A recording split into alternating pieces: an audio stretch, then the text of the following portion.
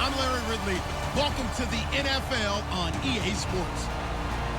Two wide receivers will be looking to be #1 targets on the field in today's game. It's Benjamin's Panthers going up against Evans's Buccaneers. So let's get you over to Tampa as we say hello to our commentators, Brandon Gaudin and Charles Davis.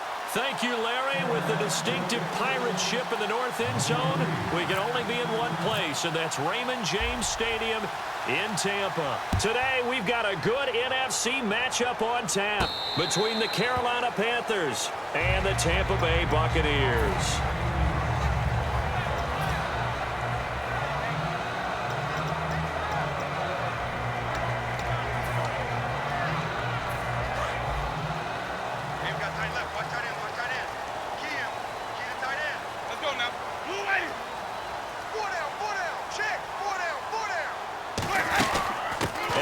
Carry here for Charles Sims.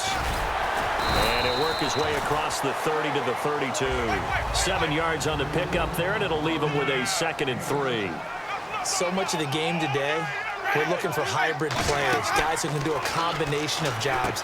And anyone who plays a strong safety position, now more than ever, is a hybrid-type player. Half defensive back that covers passes, and half linebacker that makes tackles. We just saw the linebacker make that play.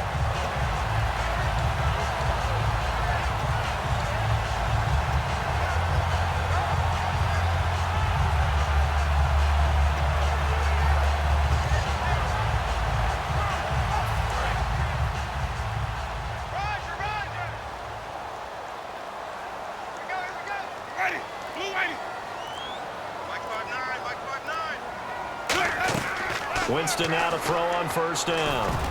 And nearly picked off. Surprising to see a defender of his caliber let it get away, but it does get away and it's 2nd down. And when this offense is clicking on all cylinders, the running back is in sync as well. The focal point. Runs, catches, blocks, sets the tone for the offense. And taking it across midfield and inside the 45. He goes for 18 there as the drive will continue.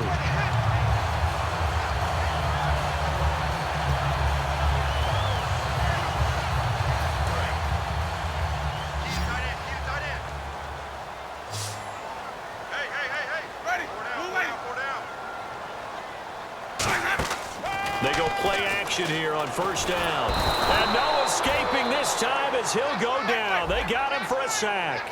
Star Lotulelei in there to sack him for a loss of 6. Now Jameis on 2nd down. Evans has it left side. The reception good for 7. It's 3rd down. If they want a first, they need to get the football to the 32 here on 3rd down.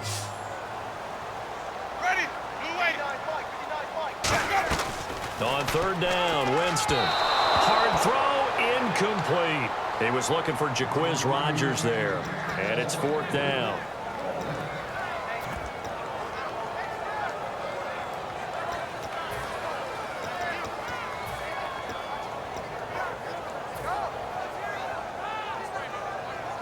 And look at this. They're keeping the punter on the sideline. They're going to go for it here on the opening drive.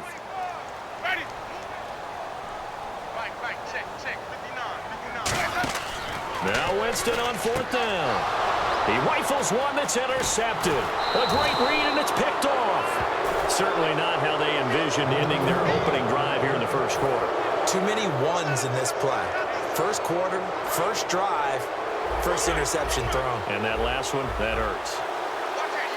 They come up in an offset eye. They'll run. This is Jonathan Stewart.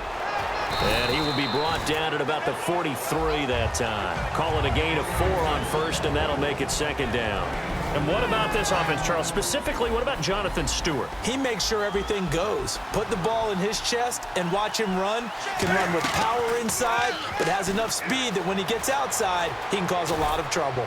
Now he's going to let it go. Looking for Ginn, and it's intercepted. Picked off by Keith Tandy.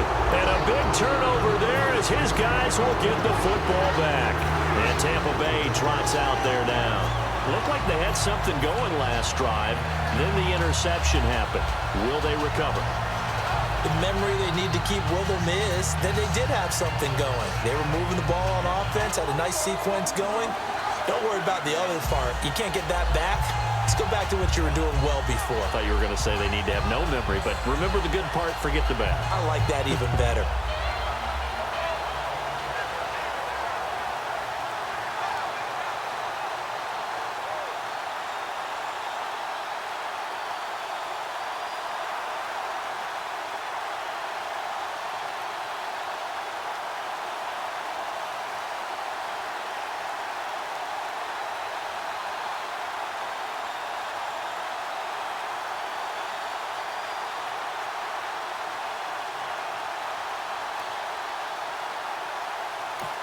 Now, whistles come in. We're going to get a timeout here by the offense. They'll have 2 remaining as we step aside here in this first quarter.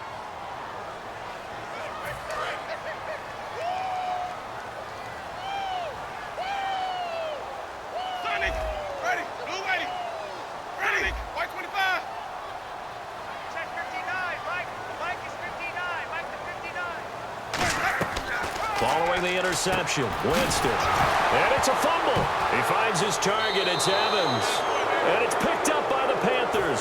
And onto the field, here come the Panthers. And following the interception, we'll see what they can put together on this drive. I can hear my old college coach right now. He always used to tell us before every game, the team making the fewest mistakes will win. What they're hoping is that that last mistake is their only one of the game. Coaches, that's all they talk about, turnovers, right? Minimizing those and maximizing opportunities. And the big meat on the D-line, we'll see how they do today. And I'd hate to be an offensive lineman having to deal with these guys. They come in hungry, mean, and confident. They think that no one can block them. Well, on that play, the expression, don't blink, you might miss something, certainly applied. That was fast. Defense diagnosed the play, and it was over in a heartbeat. Here's Newton. And incomplete. The contact made the ball roam free and brings up 4th down. Now Graham Gano to try the Panther field goal. On the right hash, it's a 43-yard attempt. And Gano's kick is right through. And the Panthers stake claim to a 3-0 lead. So they had great field position, but a 3-play drive that actually goes backwards, and then they kick the field goal. And I think the key sequence in there, the key phrase you just gave us, a 3-play drive. Had the momentum, great field position, unable to move the football. And the Buccaneers getting ready to go as they take the field. And last time they coughed it up, led to a field goal. They're fortunate that it only led to a field goal, but still, they're not happy about it. Could you sense the relief, though, when they only gave up the field goal and they were able to trot back out on the field and start this drive a little more pep in their step because they didn't cost their team a touchdown, but they know they've got to do it a lot better than they did on the last possession. The coach will just be relieved, though, if they recoup with a score here, right? I think the coach will be ecstatic to see them pick themselves back up and now take it downfield, punch in the end zone without turning it over. 2nd down, Winston. He's going to leave this for his running back. It's complete. So a nice job to break the 1 tackle, but not much daylight after that as he's brought down. And the starting defense here for the Panthers. Star Tulele is a former first-round pick who's starting to round into form, becoming one of the better run stoppers in the league. So completion on 2nd down, that brings up 3rd. They'll come out in the pistol. Evans comes in motion right.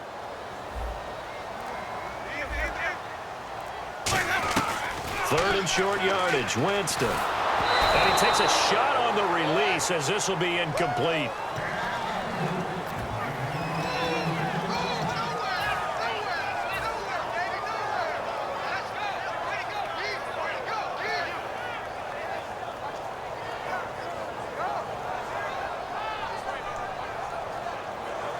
And it's not the punting unit, it's the offense that is out there. They're going to try to pick up the first.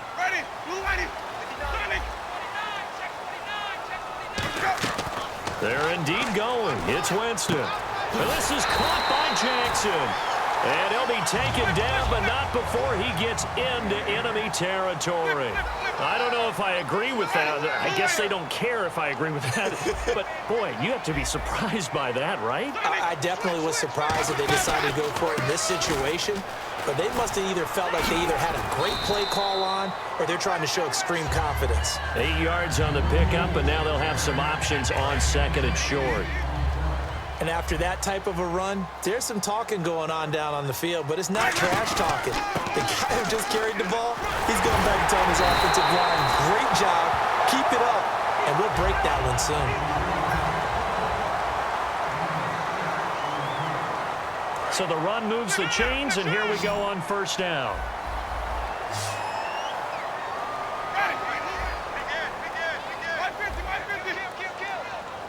Again, we'll see the pistol here.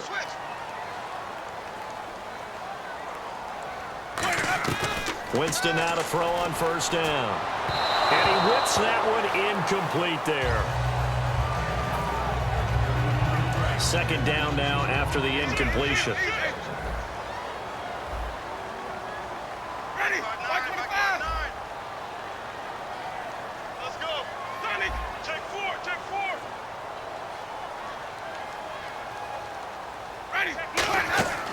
Throwing again, Winston on 2nd and 10. Now they go screen, it's complete.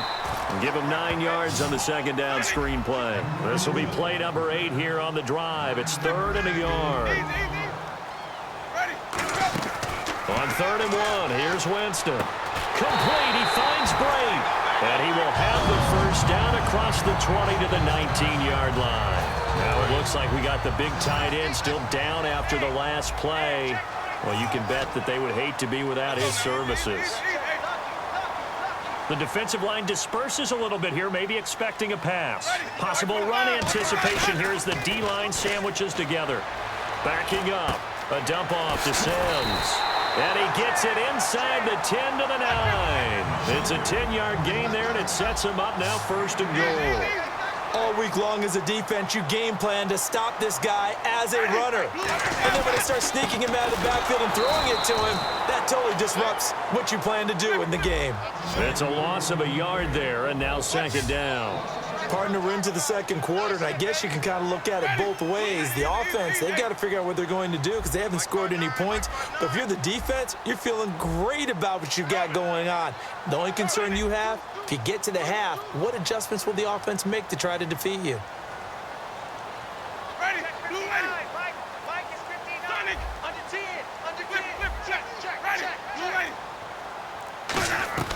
Now Jameis on 2nd down. Throwing for his running back, and he's got him complete. It's a gain of 7, and that'll make it 3rd and goal.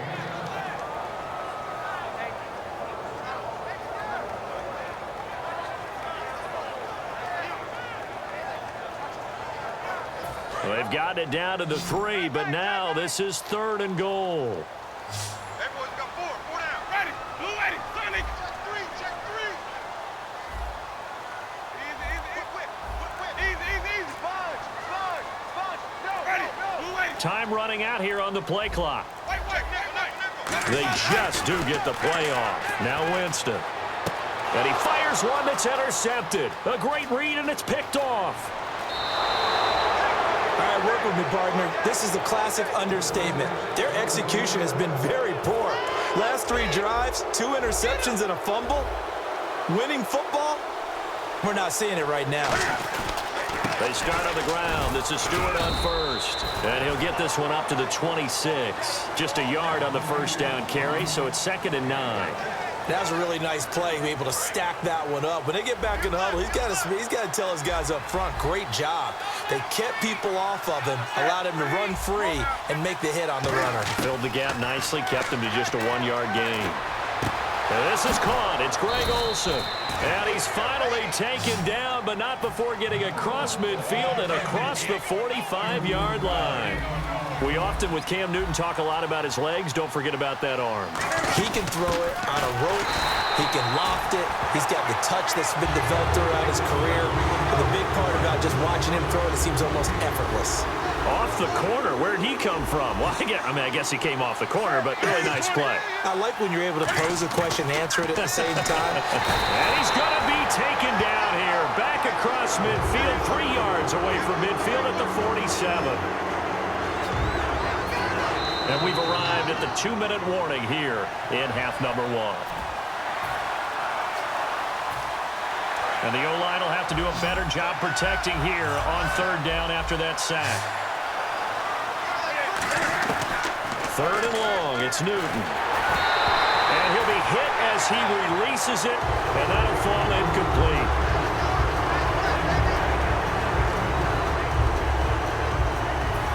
On fourth down, here's Andy Leon to kick it away.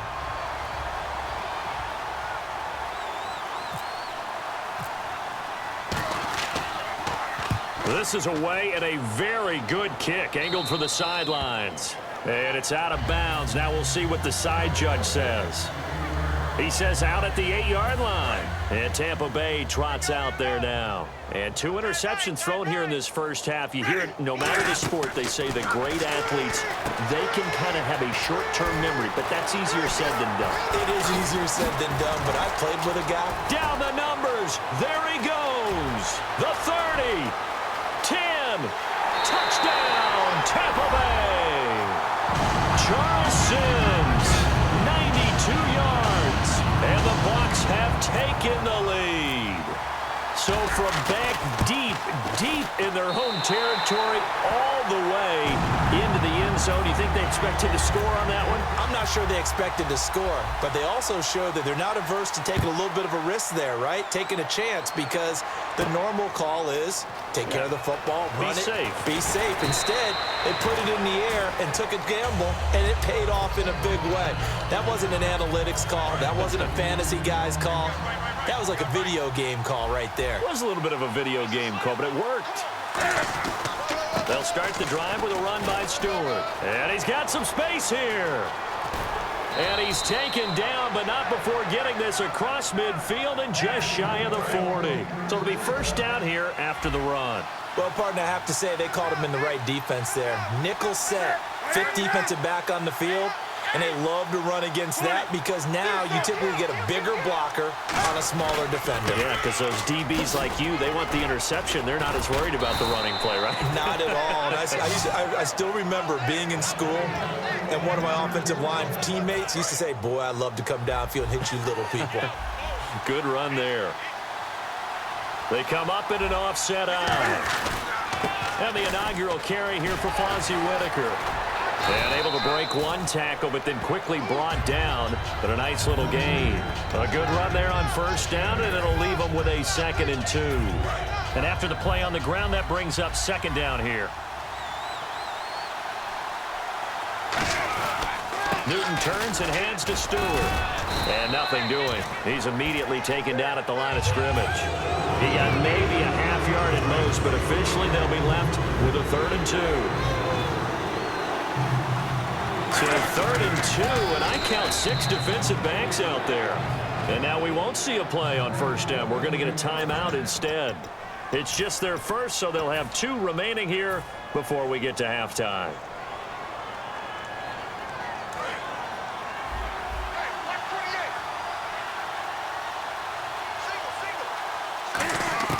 After the run, Newton going to throw. That's going to be caught at the 10-yard line. And here he'll get it down to the 7. Now hold everything here. We're going to get a timeout by the offense. So that means they're down to 1 remaining. Now the Buccaneers go ahead and take another timeout.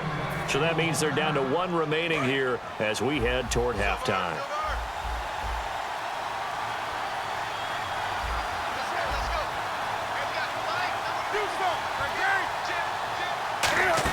On 2nd down, they run with Stewart. And he will take it across for a Panthers touchdown.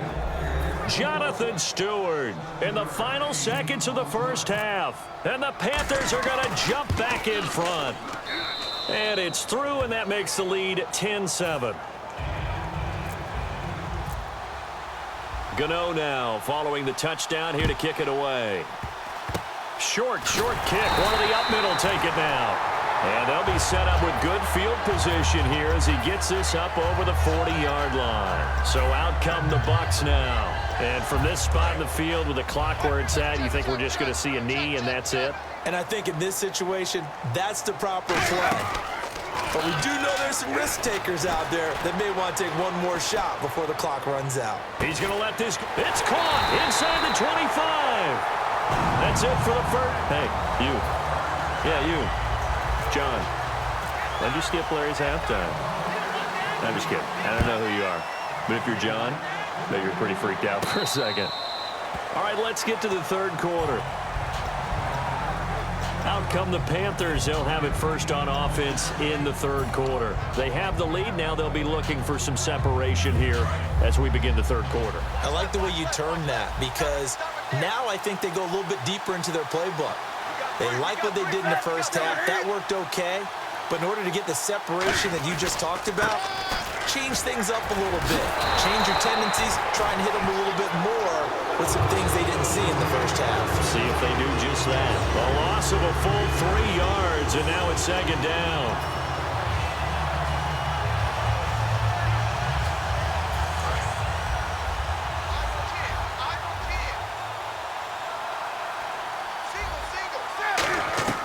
Here's Newton now on second down. And caught left side, Olsen. And down he goes, but he takes it up to the 40.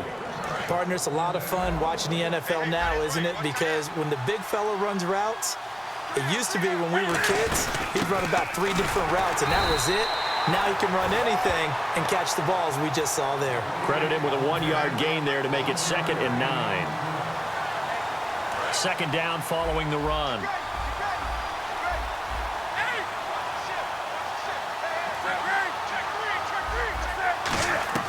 On second down, here's Newton. Surveying the field. He's going to let this one. It's caught at the 10. And he will take it across for a Panthers touchdown. Corey Brown, 59 yards. And the Panthers add on to their lead. And correct me if I'm wrong, that was just a simple fly route, wasn't it? No, there's nothing to correct at all. You've got it down pat. And I just remember as a player, when I'd be in practice sessions, and I'd hear 9 from the receivers, that meant fly route, go, look out. That was the 9, and he just kept going all the way into the end zone for the touchdown. Here comes the Buccaneers offense. They get their first reps of the second half. They trail offense, first time to touch the ball in quarter 3, and we'll see what they can do. And I can't wait to see. And the pressure gets there, and Winston goes down. K1 Short with a great push up front. He picks up the sack and a loss of 8. Now a second down throw for Winston. Forced out to his left. And they'll bring him down here up at about the 22-yard line. A gain of 4 on the play, and that'll make it 3rd and 13. Well, he did a nice job keeping his eyes downfield, waiting for someone to get open. But once the pressure forced his eyes down to see the rush, it was time to make a break for it. Wonder what's in the offensive playbook on 3rd and 13. We're about to find out. They come out 5 wide, 3 of them to the right side. 3rd and long for Winston. Complete, he finds Brait. And he's brought down after a good gain. Shift together here from the D-line. And they're going to hurry back to the line now.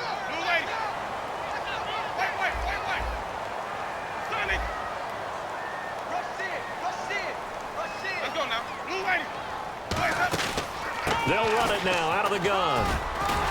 And he's able to get this one down to the 40-yard line. Give him 10 yards on that one, and that'll earn him a fresh set of downs. All right, it's football 101 to know that the quarterback controls just about everything on offense, but a lot of times what gets missed is that the center controls line play. He has to communicate to the guards and the tackles what type of front they're facing, how they're going to block it, and what adjustments need to be made sometimes on the fly as a defense will shift. Give the center a lot of credit because for the most part, he's got big, deep. Nowhere to escape, and he goes down. Mario Addison in there to bring him down for a loss of 7. Defensive end gets in there that time. They were in a 4-3. What's the responsibility of the ends versus the tackles there, Charles? Well, most of the time when you talk about the ends, they're your pass rushers. They're the guys that you turn loose to try and get to the guy who's going to throw the football. The tackles, usually more of the run-stuffing variety. But the way this game is advanced, you're wanting a little bit of everything out of all of your guys. But let's just go ahead and break it down and make it simple. The guy who's the right defensive end versus a right-handed quarterback, that's the blind side. He's going after the quarterback. He's going to put him on the ground. And Brait, the tight end's got it. And he's able to pick up the first down here before he goes down at the 26. And now they're in the hurry-up. And Brandon, from our time in college football, where receivers weren't running the traditional NFL route tree, one thing they did learn, find open areas, find soft spots, and set up and catch the ball. And I think we just saw that there. Yeah, we saw that indeed, picking up the first.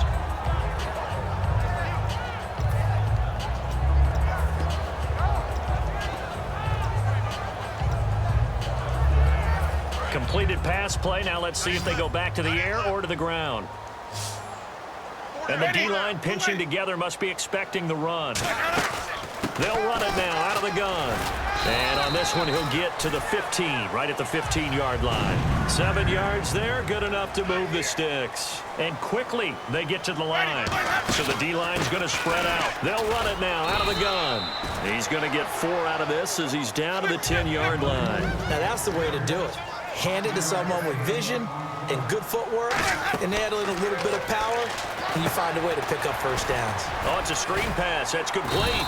And he'll be brought down here at the 3-yard line. 7 yards on the pickup there, and now they've got it first and goal. Jameis to throw it. And, Jameis intercepted a 3rd time. Picked off by Thomas Davis. And a big turnover there as his guys will get the football back. Carolina getting set to take the field. And they were able to punch it in the end zone last time. They'll be looking to do that again here for the defense. Obviously, they'll be looking to stop them from punching it back in the end zone. It always is punch-counter-punch, isn't it? And which team has the advantage? Well, let's just go back. Last time on offense, they rolled downfield, got into a good rhythm. You can see a little more bounce in and out of the huddle. You can see the sideline really get into the game. So defensively, you're thinking to yourself, how do we take that away from them? How do we get the advantage back?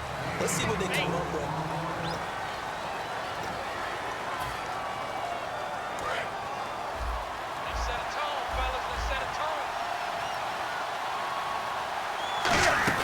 This is Stewart again. Oh, he's got a little daylight. And he's brought down, but not before they get it across the 20-yard line. 12 yards there as they move the chains. And the offense lining up 1st and 10. Defense showing blitz. Now Stewart on 1st down. And Stewart lost the football. It's loose. And they will take over at the 26-yard line. And Tampa Bay trots out there now. And trailing on the scoreboard last time, able to force the fumble. I'm sure they'd like to do that again. That's exactly right, because what they did last time is help them stay in this game. Being opportunistic, taking the ball away, that can help keep a game tight. Yeah, we'll see if they can be opportunistic here. They'll be looking to force another turnover. Newton gives off to Stewart. And he'll fight forward to about the 27-yard line. Call it a gain of a yard, and it's going to bring up 3rd and 5. Well, Carolina eating some clock on the ground there, and part of why they were the NFC champs last year, number 2 as a team in the running game. They played their identity last year. Offensive line that can move people in the run game. Jonathan Stewart running it. Of course, big Cam Newton could be a short yardage guy. And remember, their head coach, Ron Rivera, a defensive guy. They love to run the football. The intended receiver was Corey Brown, and it's 4th down. Here's Andy Lee now as he'll punt it away for the 2nd time.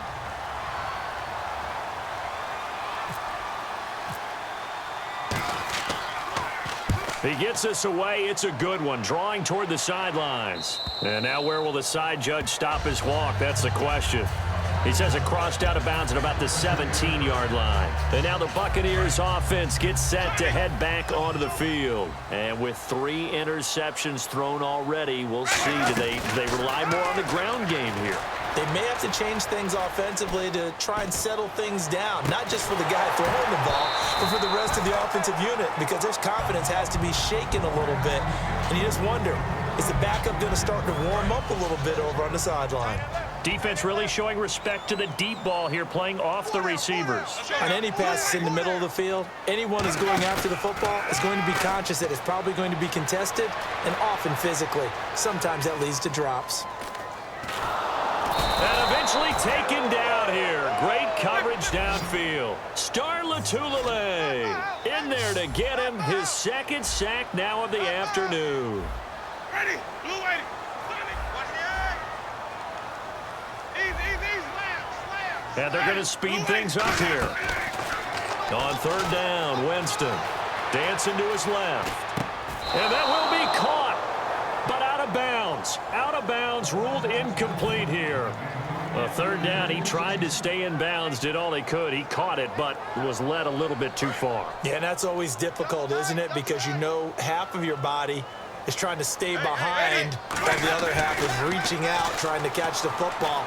The top half worked. It was the bottom half that was in question. And that is incomplete. The Bucs try it on fourth down, but come up empty. And now the football's going to go over, already being placed at the 15-yard line. Newton to his fullback, Tolbert. And he'll fight his way down right around the 12. A gain of 3, second down. Oh, there's no doubt that this is a huge defensive series right here. They've got to hold them to a field goal attempt or less. Otherwise, this game just might be out of reach. Let's see if they can hunker down and get it done. They run here with Stewart. And he'll take this into the end zone. Touchdown, Carolina.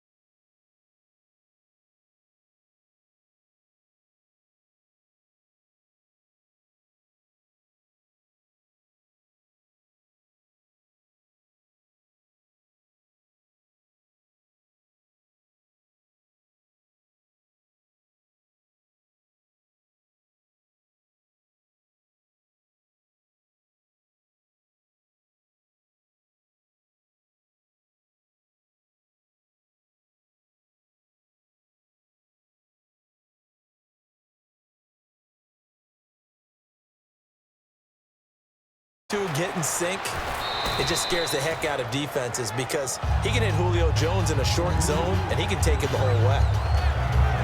Second down now after the pass completion.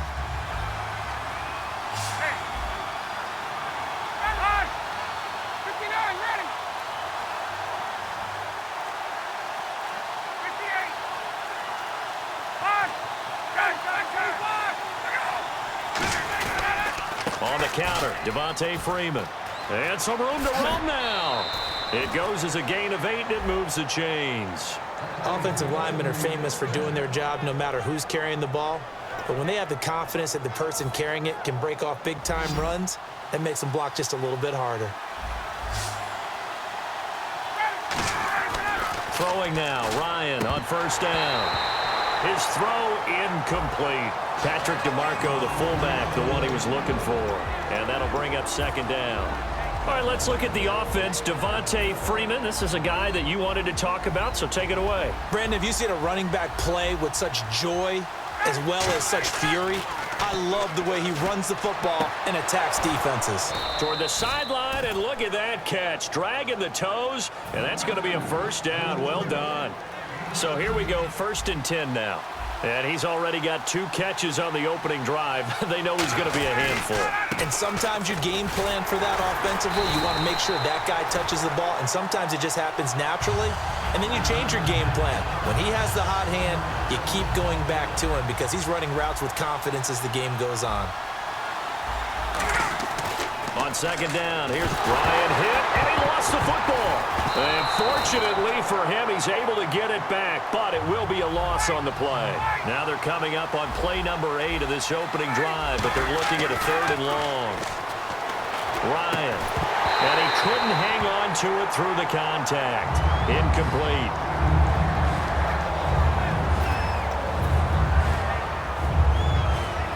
Now Matt Bryant, who spent 4 seasons in a Buccaneer uniform. On the left hash, officially it's called a 51-yard attempt. And that one will be no good. He never had it on line. It's well wide to the left, and this will remain a scoreless game. An opening drive looked good for a moment there, but they'll wind up being turned away thanks to the missed field goal. And those especially hurt when you come into a game on the road. You're trying to get things to go your way early, and now you suffer a setback right out of the gate. And the drive begins here with Sims. And he'll take this for about 4 up to the 46-yard line. Deshaun Goldson, the free safety, up to make the tackle. And the big boys up front in the trenches. What do you think of the O-line, Charles? I love them because this is a group that's so cohesive. They know what the man next to them is going to do at all times, and they operate as a terrific unit. Looking to jam the receivers at the line here. Press coverage look defensively. Flip, flip, flip. Wait. Now a second down throw for Winston. Nowhere to escape, and he goes down. Brooks Reed able to drop him for a loss of 4. Boy, he came in off the edge so quickly there. Look out, because that's exactly what it was being shouted by the offensive lineman to his quarterback because he had no chance to block him. Bringing it in, Jackson left side. Just a 5-yard pickup, and it leads to 4th down. They didn't get the first down, but I have to say I do like the call. I like what they were trying to do. Try and hit your receiver on the run and see if he can pick it up, keep it on his feet, get a little rack yardage. Yeah, but a nice job defensively to get to him and keep him short of the first. Ready. In motion right is Evans. 550.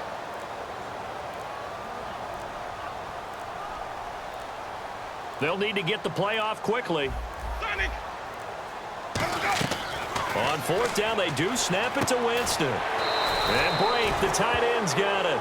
So certainly an interesting call there to go for it. And the Falcons will take control of the football in great field position.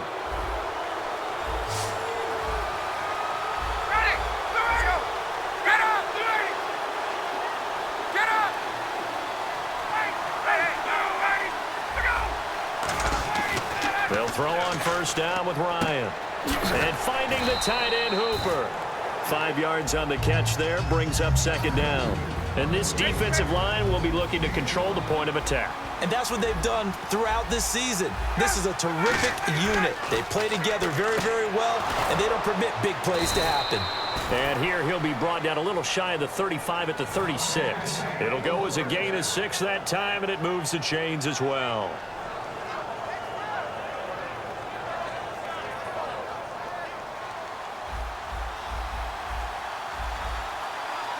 Freeman, the lone man in the backfield.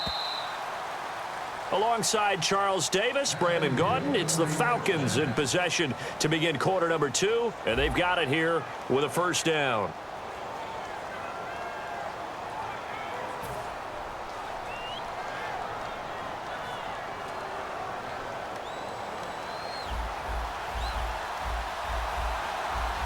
It's a 5-receiver set, 3 to the left, 2 to the right. Here's Ryan. Hits his target. It's Taylor Gabriel. They give him 13 yards there on the play and a fresh set of downs. Slant route's effective no matter who's running the route and catching the ball. But when you have a receiver of that stature, you have to be a little bit more precise throwing it. You don't have the same catch radius with the bigger targets. Now Ryan on first down. Quick hitter here. It's complete. A gain of 6 there on first. 4 yards remaining now on second down. Looks like the defense in press coverage here. To throw is Ryan. And it's caught over the middle. Hooper. 5 yards is the pickup there as that extends this drive. Completion was given up, but that's why you play zone defense, so that you can have people around the ball when it's caught, and you don't give up much run after the catch. And he'll take it into the end zone. Touchdown, Atlanta. Justin Hardy. A 12-yard touchdown grab. And the Falcons are in for 6. All the receivers in the league are plenty good enough. Otherwise, they wouldn't make it in the NFL. But the ones that go to the Pro Bowl, they have refined route running ability.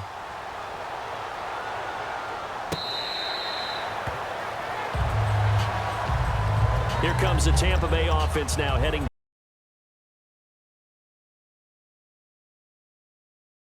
back out onto the field. And last time out, went for it on fourth down, turned it over, gave him great field position, turned into 6 points, so they've got to recover here, Charles. It's amazing what one decision can do in the chain of events, right? The decision to go for it on fourth down. Caused all of that. It caused every bit of it, but it showed confidence. Hey, I got confidence in you guys. Go pick it up for them. Didn't happen. Also showed confidence in the defense. They didn't pick up their end of the bargain, so now they've got to come back out and start over and rebuild that confidence. Ready. Easy. Shift together here from the D-line. Winston now. And it pops free. The collision there jarred the ball loose and brings up second down.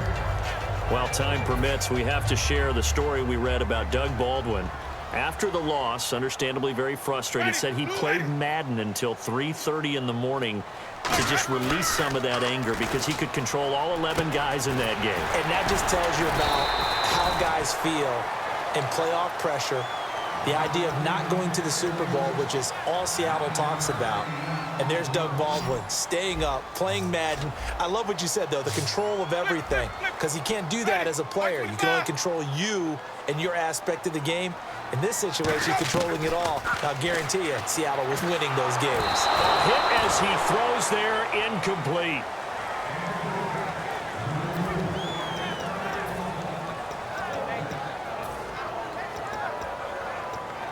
And no move to get the offense off the field. They'll stay put on 4th and 1. They'll come out in the pistol. Here's Winston. And this is incomplete. While we have a breather here, you and I were talking off air about the blue-chip quarterbacks remaining in the NFL playoffs. You got Brady, Roethlisberger, Rodgers, Matt Ryan, the only one of those without a ring. How about that? And that's a heck of a collection. And the one without a ring, likely to be the 2016 MVP of the NFL. So blue chip indeed. And Brady 4 rings, Roethlisberger 2, Rodgers 1. We'll see. Can Ryan get that first? So they're still at the original line of scrimmage here. Second down and 10. Oh, man, that was close.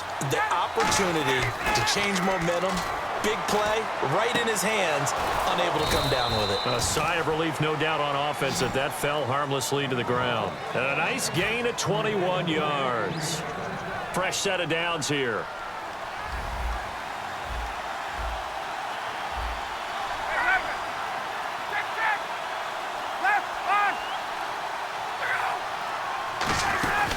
They'll run it now out of the gun. And this play will be blown up. He'll lose yardage back at the 38. That's going to go as a loss of 4, and it'll be second down. No matter what defense is called versus a running play, linebackers are telling the defensive guys up front, you take care of the offensive line, keep us uncovered, let us run to the ball, we'll make big plays. Well, that paid off there. All the guys up front, the big fellas, they controlled the 5 offensive linemen. That allowed the linebackers to see the openings, sprint through the gap, and snuff that play out in a hurry.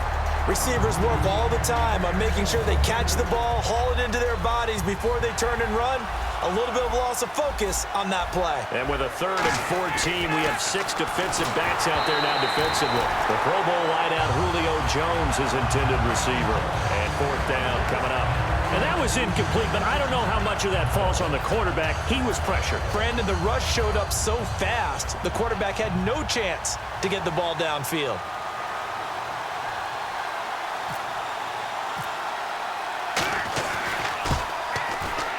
And he has got it from 55 yards away. That was never in doubt. It's really something. Even when he's hitting these from distance, big-time distance, he manages to put them right down the middle, doesn't he? No doubt about that one. Never a doubt. And this is no extra point. That's 50-plus. And that's the definition of splitting the uprights. Now the Buccaneers offensive unit back out on the field. And last time we saw them go for it in kind of an unusual situation. It's not like it's a fourth quarter do or die. They went for it, didn't get it. We'll see how that affects them this go-around. Partner, I'm wondering if we're starting to see the effects of analytics coming into play here, where people are studying the number of possessions, how many times you should go for it, what position it leaves your team in. Maybe we're starting to see a little bit of that creeping into the NFL game. Yeah, I think we've seen it in other sports, maybe into the NFL now as well. And a new set of downs here after picking up the first on the ground. Ready, blue ready. Easy, easy, easy. Again, they run with Sims. And he's going to fight his way forward here for a modest gain. Give him 5 on the carry there, and it'll be second down. And the offense moving quickly to the line. And the D-line pinching together, must be expecting to run. Jameis to throw it. And that's exactly what you want on a first down run. Pick up 5 yards, bring up 2nd and 5. The defensive line, though, they've got to figure out a way to out-leverage the guys up front because the offensive line is winning at the point of attack. Ready. Now they run with Sims. And he is met at the line of scrimmage, and he goes down right there. Now whistles come in. We're going to get a timeout here by the offense.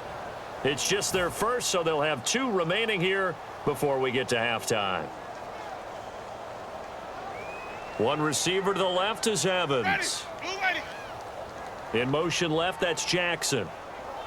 And that one was relatively easy to see. I noticed that from up here. Yeah, it doesn't take a whole lot, does it? Sometimes you get multiples. What I always love on these offsides is when each side points at the other. Hey, you did it. No, you did it. They deciphered that one correctly.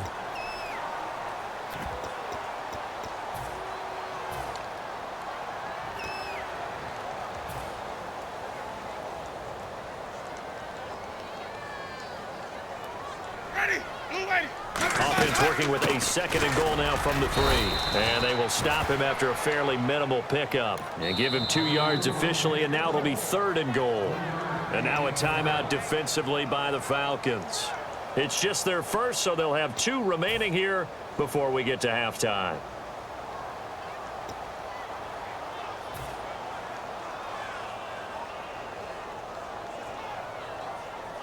They come out here in the eye. Flip it. White. 550. Easy. Winston and he's in. Touchdown, Buccaneers. Jameis Winston taking it in. And the Bucs are able to make this a close game again. I think everyone in the league talks about finishing, don't they? Doesn't matter whether it's a quarter, a half, a game, a series, whatever. But they're finishing the first half in fine style, putting that one in the end zone. They did, and they didn't leave much time on the clock either. Well done. Here comes the Falcon offense now as they get set to take over here. And we'll see how this is played. Offensively, they've got the lead. Not a whole lot of time left. What do you think, Charles? Well, it's tempting to try and add to your lead, but a mistake there, that can change things in a big way. I say go ahead, take the knee, get on out for the half. Looking to speed things up here, going with some tempo. Now Ryan connects with Sanu right side. And he'll get it out a couple yards shy of midfield at the 48. Now hold everything here. We're going to get a timeout by the offense. So that means they're down to one remaining here as we head toward halftime.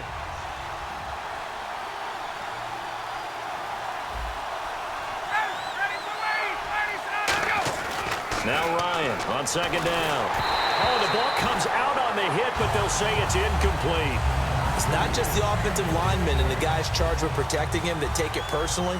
When the franchise quarterback is dropped on the ground, it runs through the whole organization from the owner all the way down. It's like every single time he goes down, everyone holds their breath. Now whistles come in. We're going to get a timeout here by the offense. And with halftime on the horizon, they'll be out of timeouts from here forward.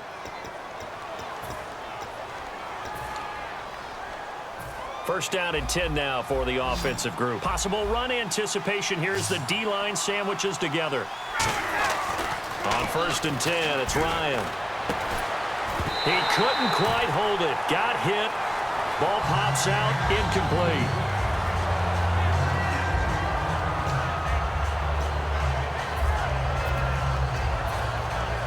Second down following the incompletion.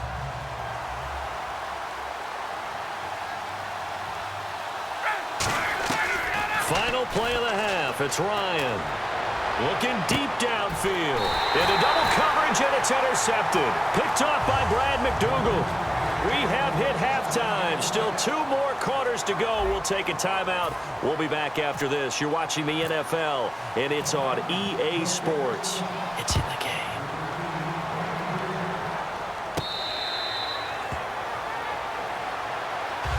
Out come the Buccaneers. They'll have it first to start in the third quarter.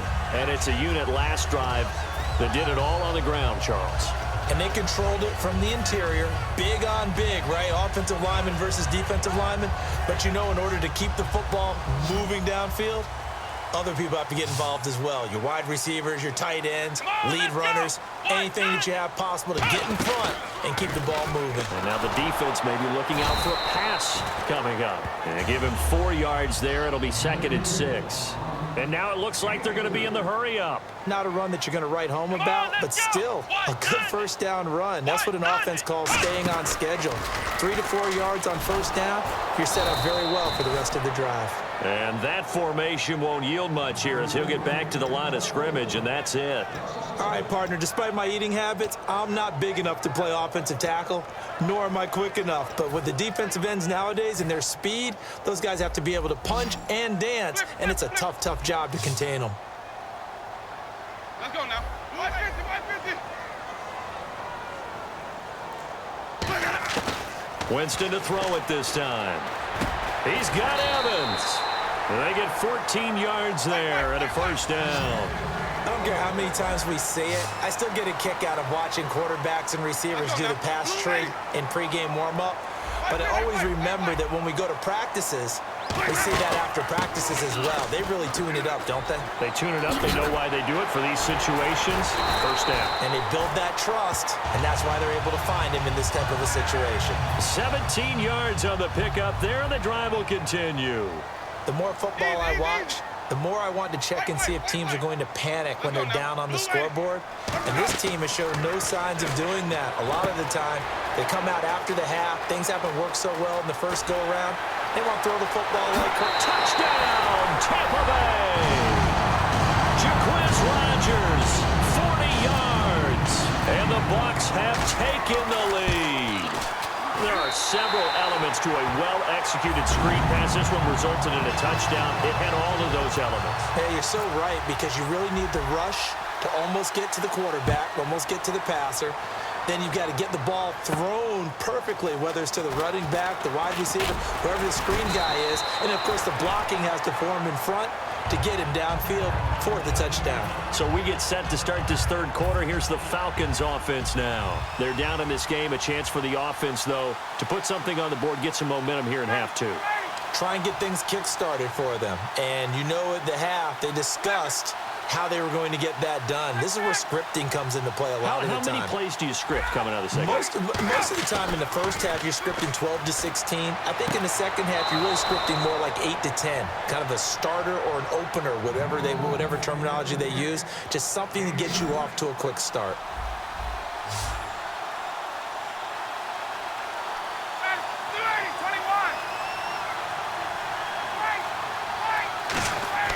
On first down, Ryan.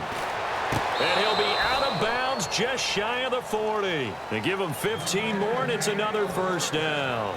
I do have to admit, I like it when it all comes together. When the top part, catching the football, right, whether you're catching it with your hands or cradling it, comes together with the legs, in this case the feet, doing a little toe tap to stay in bounds and complete the catch. And a great job by our crew on the camera shot. Love when you see the grass or on the field turf, those rubber pellets flying up. Great catch. Throwing now, Ryan on first down. He goes underneath to Freeman. It's a 4-yard pickup, and that'll make this a second down.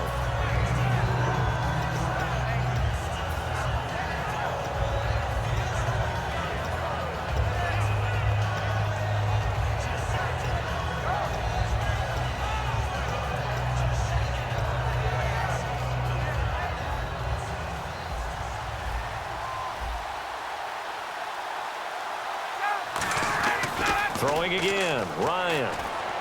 The left side completion to Jones. A good pickup there of 20 yards. And now a first down following that long gain.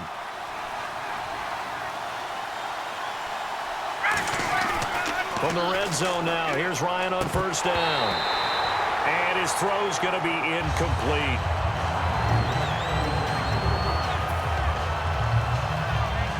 So incomplete on first. Let's see what second down has in store.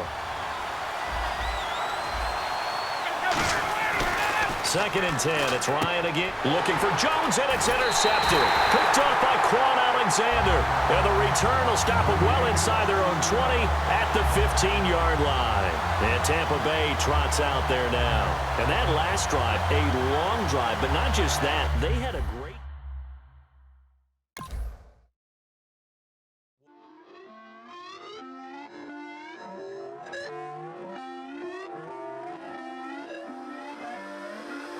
Put away your inhibitions. Let the beast in you just get loose. We all young, wild, and different. We can all get lit from a little. I know you're terrified by what the future lies, but there's no compromising. It's my way or the highway. We all just slave the lust, hard building, breaking trust. Don't get wild when we come out. Like don't get loud when the come out. That's instant. Give up what your friends think. Tell they bougie, go wait in line with them lame. Talking real rap, tell them break your neck, gon' bust a rhyme. Going down, pass it around. Hey, what with me now? We running well. Hey, and nobody can. We on the town. Hey, I never come down. I never come down. Lose it.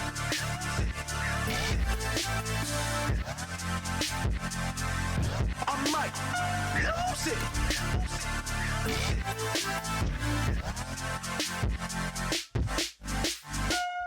it.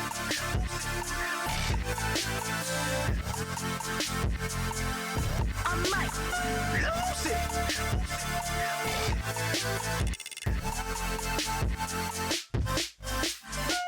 Everybody got guilty pleasures. Mine just tend to catch me cases. Handcuffs, police inspections, lawyers, judges, allegations. Turn on your favorite station. You hear the same old song.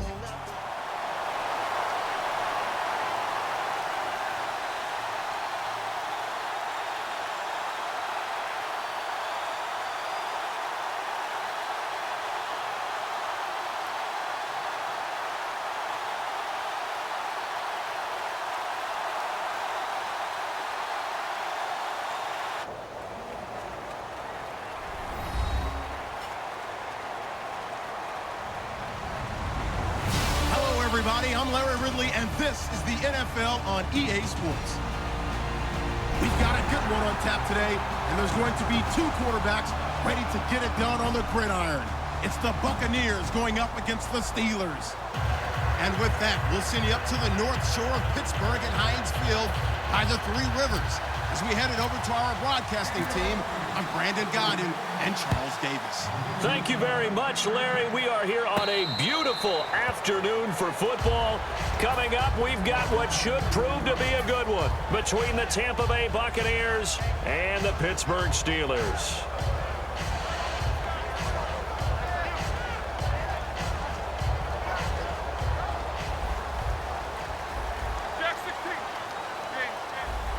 Brown, the lone receiver, left.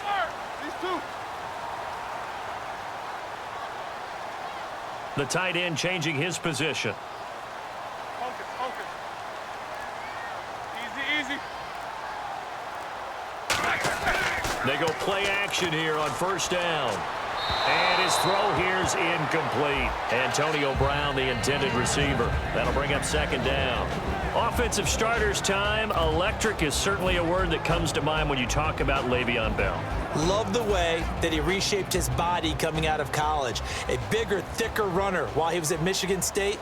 Lost weight, became more of a whippet in the NFL, and now no one can tackle the guy, whether he's running it or catching it. So whatever happened to the old expression, he who hesitates is lost. Because when Le'Veon Bell runs the football, hesitation actually gains him a whole lot of yards. That was clever. 30 carries, 170 yards in the divisional round, following up 29 carries in the wild card round. He has looked so good. He really has great vision, incredible patience, but that's coupled with an offensive line that understands that and will hold blocks and seek more as they get downfield. You mentioned last week them having to hold blocks for Big Ben in previous years has helped Le'Veon Bell. I think it's helped all the way through. They were kind of used to it, and now they really respond to it because of the big plays Bell rewards them with.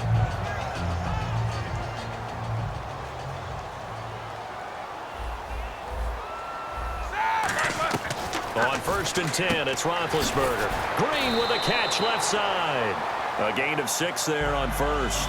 And there's another completion to the tight end. And let's face it, it is hard to overthrow a 6'6" target. It is indeed. Quarterbacks like their speed guys. They like that huge 6'6" target that they've got in him. They really do, and it reminds me of what one great tight end told me once. He had told his quarterback, just make sure you throw it up there, you know, kind of like put up on the top shelf where the kids can't get it. And taking it across midfield and inside the 45. A nice pickup there of 11 yards, and it'll move the sticks.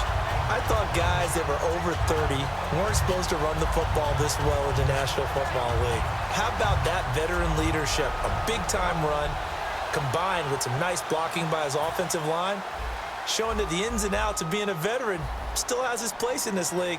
His odometer is not totally turned over yet. Back to the ground, this time with Bell. 12 yards on the pickup, and it'll give the Steelers a first down. It's so important to establish the running game early in a contest because when you do that, that just opens your playbook so big for your offensive coordinator. And to be frank about it, they like calling pass plays better than they like calling running plays. And with the way that they're running it right now, that's going to open things up to do whatever they want through the air as this game goes on. Offense comes to the line now, first and 10.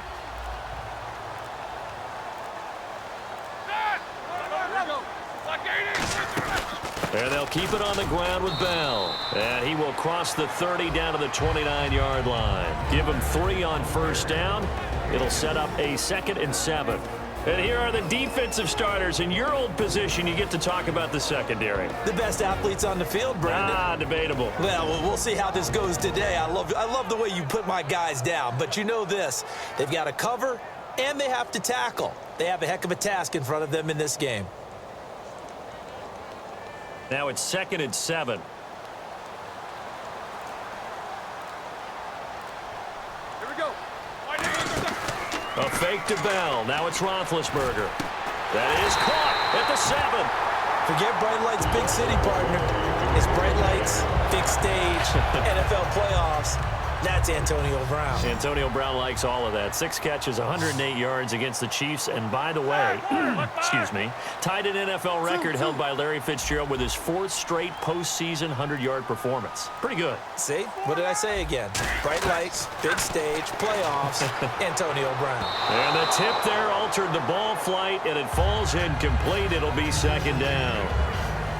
While we're not playing 3 yards in a cloud of dust football anymore, I kind of get why those old school coaches sometimes didn't want to throw the football. Because if it's popped up in the air, it almost turns into slow motion, and both sides trying to get to the football, and you're holding your breath wondering whether it's going to go good or bad for your team. It'll go as no gain on the play, and now they're looking at a 3rd and goal. And they've stopped them on the first 2 downs. Obviously, this is an important play coming up here. I think it's more so for the guys on defense, because if they stop them here, I think they've set the tone for the entire game, how difficult it's going to be to score on them. Well, now they'll try the end around. And he'll maybe get back to the line of scrimmage, but no more than that. Call it no gain on the play, so no help there. And now 4th and goal.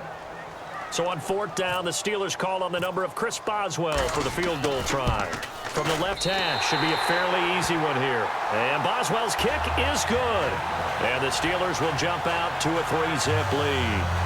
And Charles, they get the field goal. Took them a dozen plays, though. Work with me on this one. You know what I'm about to say, right? Bend but don't break. That's what came into play here for the defense. 12 plays were run at them. They only gave up 3 points. In a lot of ways, that's a win for the defense.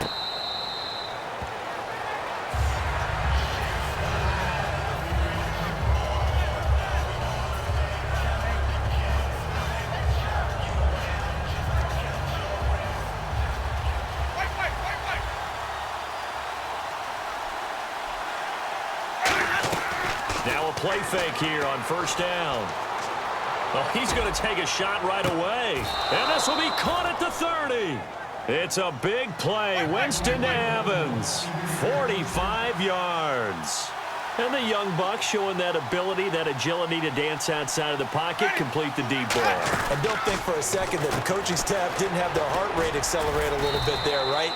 Anytime you have those young quarterbacks and they get outside of the pocket, you're just hoping that they make good decisions, because so many things can happen that can go wrong when you throw it downfield like that. He got away with it there, and in a big way.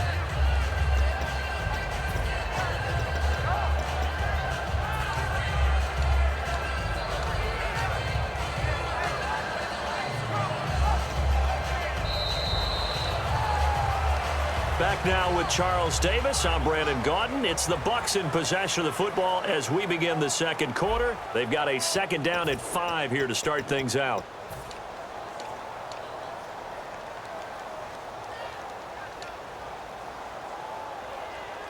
Completed pass play. Now let's see if they go back to the air or to the ground. Let's go now. 2nd down, Winston.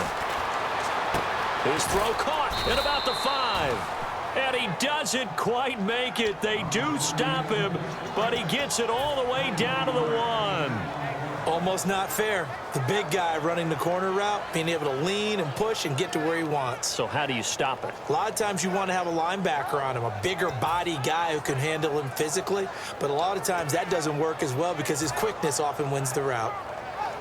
So after that big gain, let's see what else the offense has up its sleeve. Winston sneaking it, and he'll take it into the end zone. Touchdown, Tampa Bay. Jameis Winston taking it in. And the Bucs have made this a 1-score game.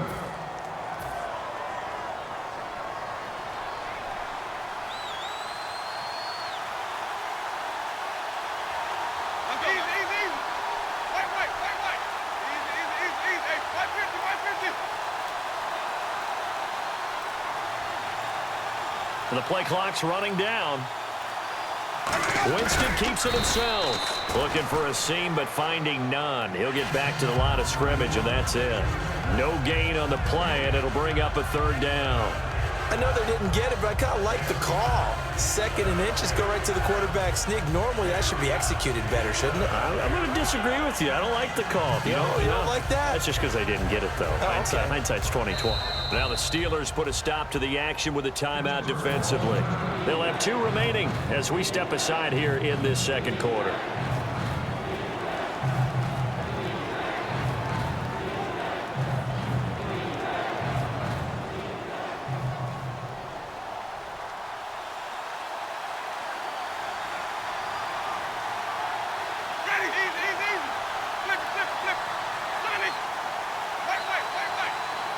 Winston, and he's in. Touchdown, Buccaneers. Jameis Winston taking it in. And the Bucs are going to retake the lead. So he's able to sneak it in, and credit to the guys up front. Oh, without a doubt, because they have the leverage on this play. We always talk about low man wins in one-on-one battles. That's exactly what happened there. Their offensive line lower than the defensive front. That'll be taken in the end zone. And he'll wind up about 4 yards shy of where he would have been if he had taken a knee, as they'll start at the 21-yard line. And the Steelers set to take the field. And last time they got 3 points, but it was a chip shot field goal. And when you go to the sideline after a chip shot field goal, maybe the offense not too happy. It's a balancing act, isn't it? Because you're exactly right. They're none too pleased that they didn't punch it in for 6 points. But they also have to remember they did put points on the board. 3 points is 3 points. And in this league, you take points when you can get them. Not easily done.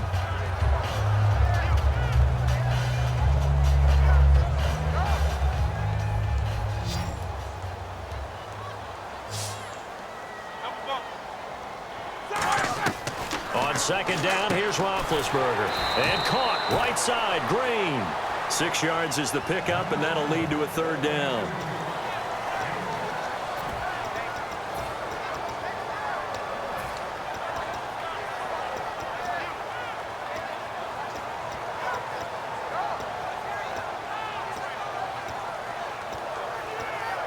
Well, they get the completed pass, but still have more to go here on 3rd down.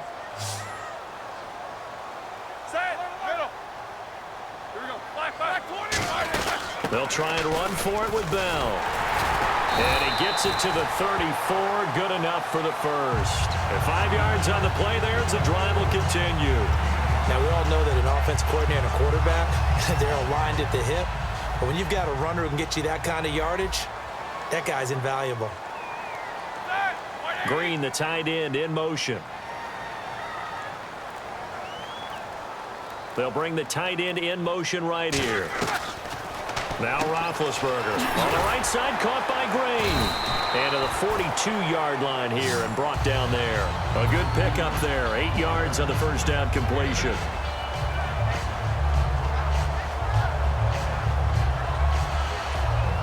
So they complete the pass, and now they face a 2nd down. Now Roethlisberger going to hand to Bell. And he'll get up near the 45. They'll spot it at the 44. 2 yards on the pickup there, but it's enough to give them a new set of downs.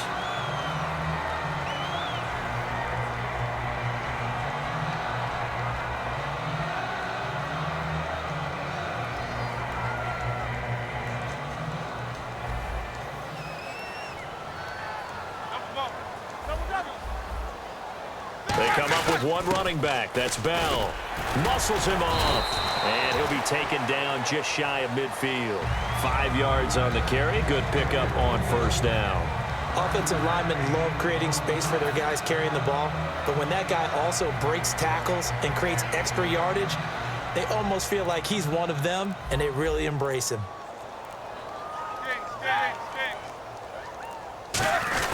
On 2nd down, it's Bell. And they go backwards here, losing yardage back at the 48-yard line. And they'll lose a yard that time, and that's going to lead to a 3rd down. Brandon, that play ended so fast, it's almost as if the quarterback handed it to the runner, and the tackler was there right away for a loss of yardage.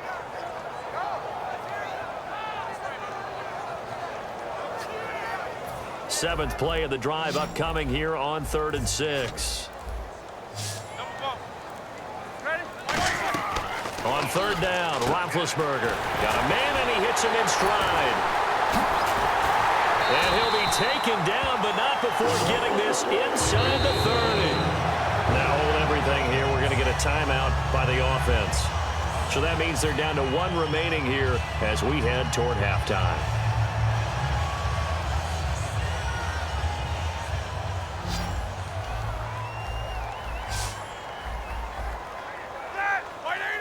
Easy.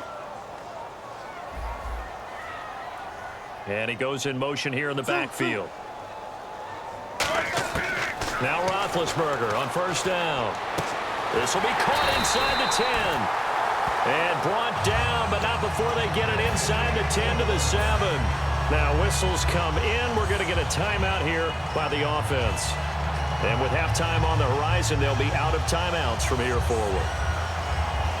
Now this will be the 9th play on this drive. Here we go. Black 80. And the back goes into motion. Out of the gun, it's Roethlisberger. Escaping the pressure right. And no escaping this time as he'll go down. They got him for a sack. Darryl Smith in there to sack him for a loss of 6. And a really long drive here, and it goes on and on. Brown, the lone receiver, left. Final play of the half. It's Roethlisberger. Got his man. It's caught for a Steelers touchdown. Ladarius Green as time expires in the first half. And the Steelers have once again taken the lead. And this one through the uprights and good. So we've hit intermission. It's halftime. This is the NFL, and it's a presentation of EA Sports. Boswell on now to kick this one away.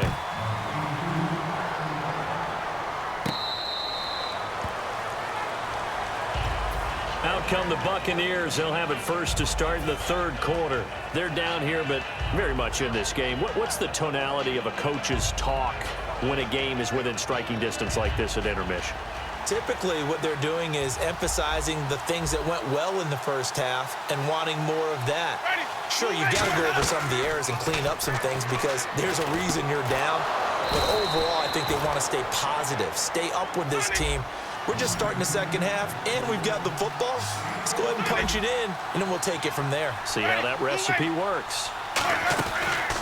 They'll run the option left. And that play went nowhere. Losing yardage. It'll be back at the 36. The loss of a full 3 yards, and now it's 2nd down.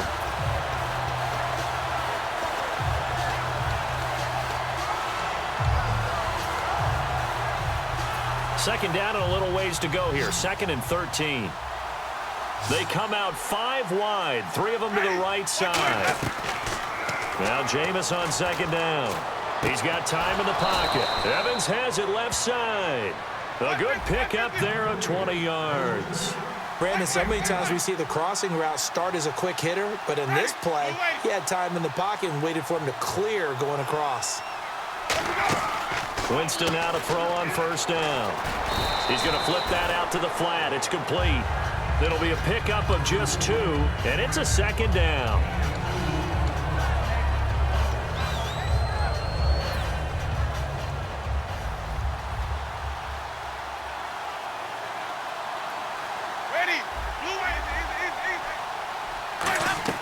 Second down, Winston. Being chased out left. It's brought in by Adam Humphries. 18 yards on the pickup there. And that'll be good enough for a Tampa Bay first down. They're going to hurry back to the line now.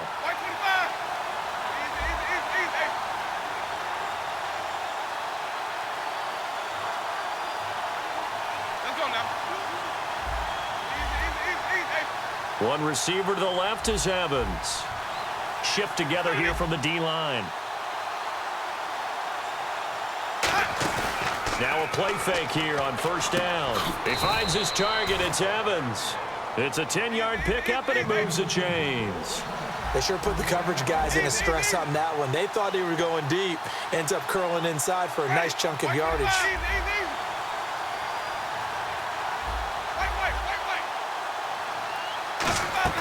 From the red zone now, Winston.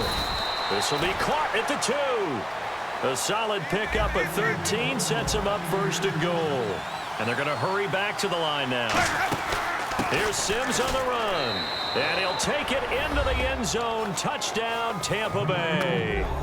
Charles Sims taking it in from 2 yards out. And the Buccaneers have once again taken the lead.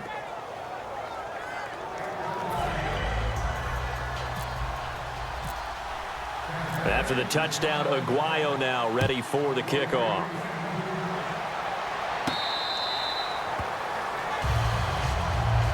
Time for the Steelers offense now to get set for their first possession of half number 2. And they're hoping to capture some of that magic they had last time out when they were able to put together a scoring drive. But they're still down here, Charles. Not the major concern, though, because of what you talked about. They scored the last time out. They feel good about themselves. They feel like their game plan is now in effect. They know how to attack and what plays they want to put together. But they've got to keep it moving in the right direction because, as you did note, they are down on the scoreboard. They'll start the drive with a carry by Bell. He takes this for 3 to the 29. Well, they certainly got dented with that first down run, so now they've got to be back on their heels a little bit as a defense.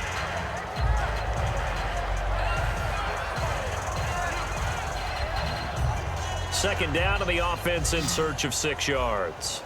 They come up in an empty set. 4 wide receivers, 1 tight end. Out left side here to Bryant. And he'll get nothing out of that one. They'll lose a yard, and it brings up 3rd.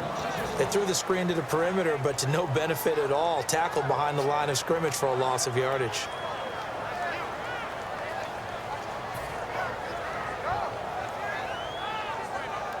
Seven yards remain now on 3rd down. Let's go. Blue 30. Easy. On 3rd down, Roethlisberger. He gets it to Brown. Complete. Antonio Brown. Kiss him goodbye.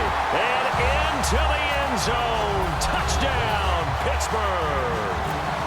Antonio Brown, 71 yards. And the Steelers have once again taken the lead. Boswell now to kick it away after the touchdown.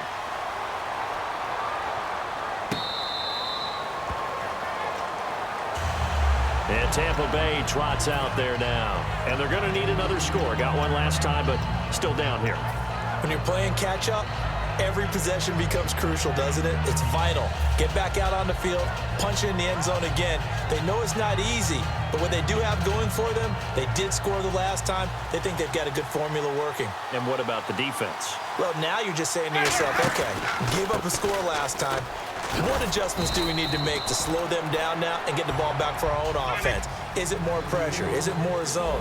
What do they have to do? They're trying to figure that out themselves. We'll see if they can figure that out right here.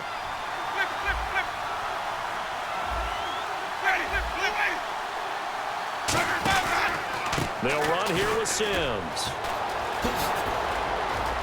And he's finally taken down, but not before getting across midfield and across the 45-yard line. Sometimes it's hard to believe, but there are times this game is about patience, isn't it? Has had the game he expected, but that run there, that may get him going. I was just going to say, maybe that gives him a little juice, because you're right, he struggled, especially in that first half. Yeah, and I know the great ones always think to themselves, just hang in there. I'm just one big carry away from busting this open. That's a good start for him.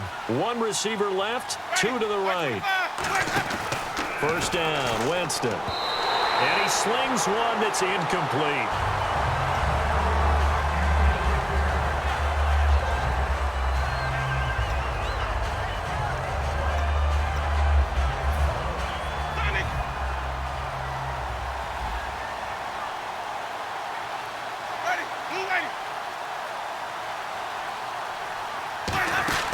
They'll run it now out of the gun.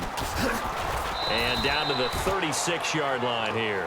A nice job to get 8 there after the incompletion, and now they'll look at a 3rd and 2 coming up.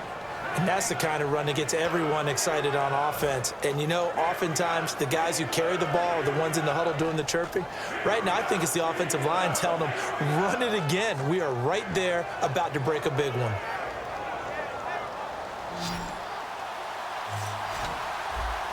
And Pittsburgh with 6 defensive backs in the game here on 3rd down. Here's Winston. Complete. He finds Brate. And he's going to get the first down as they bring him down at the 23. And now they're in the hurry-up. Quick pass play there on the slant, Charles. Works out well for the offense. The offense loves it. The defender hates it. Hard to get through the body of the receiver to get to the football trying to cover a slant. Give him a couple on the carry there. 2nd and 8. Back now in Pittsburgh. It's been a very hotly contested game to this point. Just a field goal separating these two teams as we get set for the 4th quarter.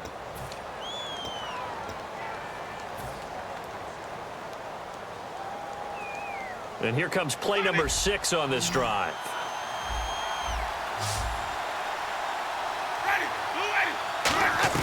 Second down, Winston. He gets it to Humphries. And on this one, he'll get to the 15, right at the 15-yard line. 6 yards on the pickup, and that'll make it 3rd and 1. And quickly, they get to the line. Jameis to throw it. Buying time to his left. And incomplete. The contact made the ball roam free and brings up 4th down. Just looking at it from a defensive perspective, when you break the huddle in the red zone, tight end is one of the guys you've got to key on because quarterbacks want the ball in their hands fast in this position, and they want to get it to someone. And in this case, he had the play. They just didn't complete it. A hit as he throws, and this is going to be incomplete. And now out come the Steelers. And that recipe on their last drive that resulted in a touchdown looked pretty good, so they'll be hoping to do that once more. And it takes me back to when we sat with the offensive coordinator and the head coach. They felt pretty good about their game plan and thought there were some holes in the defense, and they exploited them the last time out. Let's see if they can come back and put together a similar drive. And we'll see if they can do just that. 2 yards on the carry there. It'll be 2nd down. Partner, you know I love to point out when teams break tendency and do something a little bit different from the norm. But when you run the ball in the first play of the drive, that's not a tendency breaker at all. That's just trying to establish yourself as you move forward. A fake to Bell. Now it's Roethlisberger. And Green with a catch left side. That catch good for only a yard, and it'll be 3rd down. Well, the strategy was evident there. Get it to your tight end and make it a one-on-one play with a cornerback. Who's usually going to win that one? The tight end, but not there. Not in this situation. How about the corner defeating that logic and making a really nice tackle? All right, here we go, here we go. Halfback sent in motion. 30. Hurry up, let's go. From the gun on 3rd down, it's Roethlisberger. And that is incomplete. The days of knowing your assignment, dropping to it, and calling it a day, that's over with. Because now, when you drop into a zone, especially as a defensive back, you're seeing the play in front of you. So if a man wanders into your area, guess what? Now it goes from zone to man coverage in many cases. And on this particular play, able to see the play in front of him, react to it, and knock the ball away. Gotta like what you just saw there if you like zone defense. The Steelers will go. It's Roethlisberger. And no, it's incomplete. The Steelers try it, but they come up empty on 4th down. And boy, possession here turns over with the football already being in the red zone. They'll come out in the pistol. And on the outside, they're playing press coverage. Throwing, Winston. Thrown across his body, and it's intercepted. Picked off by Mike Mitchell. And a big turnover there as his guys will get the football back. And Pittsburgh getting set to take the field. And last time they were very fortunate, this offense. They went for it on 4, turned it over in their own territory, but the other guys held up. They didn't give up any points. So how about the guy with the #1 headset on the sidelines, the head coach? That was planned going into it, not necessarily to not get the first down or to have the defense have to hold up. But he trusted his defense. Trusted his defense very much, and I think that's how he's going to play this game. go for it, be aggressive, because I've got the wild bunch backing me up over here on my own sideline. Now we'll see what his offense can do. Again, it's Bell, and he'll lose yardage here. Back at the 11, he goes down. So he loses 3 yards there. Now 3rd down. Well, there they went blitz defensively, Charles, and things were paved well coming from the linebacker position. I love the way that you described it, paved well. Oftentimes, the guy who gets home on the blitz, he's going to get all the credit, but his teammates did all the dirty work, right? They ran into people on purpose. They sometimes tugged on jerseys to hold linemen to create space and gaps, and that play finished off really, really well. Well conceived, well designed, and even better executed. And defensively, they were in zone coverage there. Do you have to be a little careful? You're losing, playing against a good quarterback like he is, to not play too much zone? Yeah, you have to be careful about how much time you're giving up. I think it's a good point you just brought up. So maybe if you still want to play zone, you go to a zone blitz scheme. And you can... Antonio Brown, kiss him goodbye. And into the end zone. Touchdown, Pittsburgh. Antonio Brown, his 2nd touchdown of the afternoon. And the Steelers are going to add on to their lead. Boswell now to kick it away after the touchdown.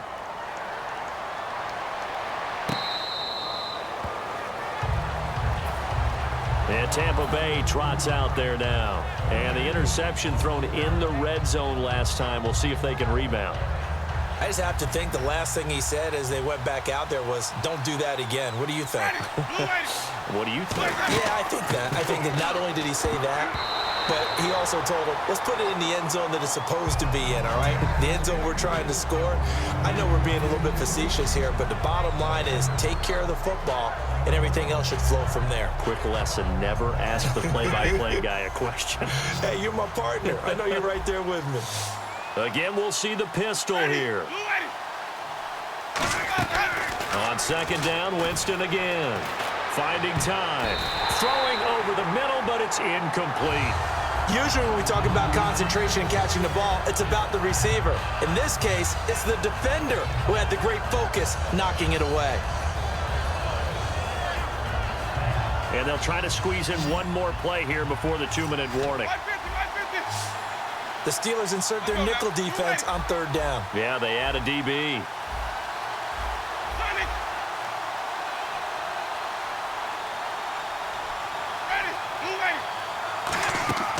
On 3rd down, Winston.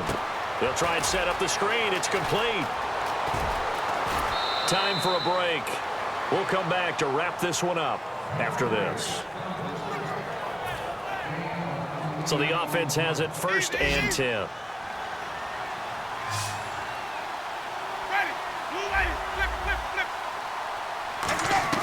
Winston. Deep drop. Now a desperation throw deep downfield. And incomplete. He dropped it in the end zone. Have to give a lot of credit to the defense on that play. They were prepared. Ordinarily, when they take the big shot downfield to the big guy, that's usually a mismatch that the offense is used to winning. But the preparation showed for the defense, and they were able to bat it away.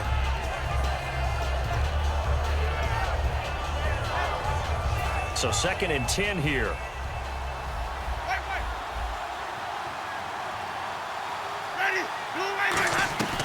Winston to throw. Bringing it in. Jackson left side. That one goes for 13 yards, and it moves the sticks. And they're going to speed things up here. Here's Winston. And a catch right side by Evans. And he's brought down. They call it a gain of 19, and it moves the chains. And partner, a nice little connection there on the corner route. The receiver set it up perfectly, worked his way inside, and then broke it back to the outside for the completion. And he fires one incomplete.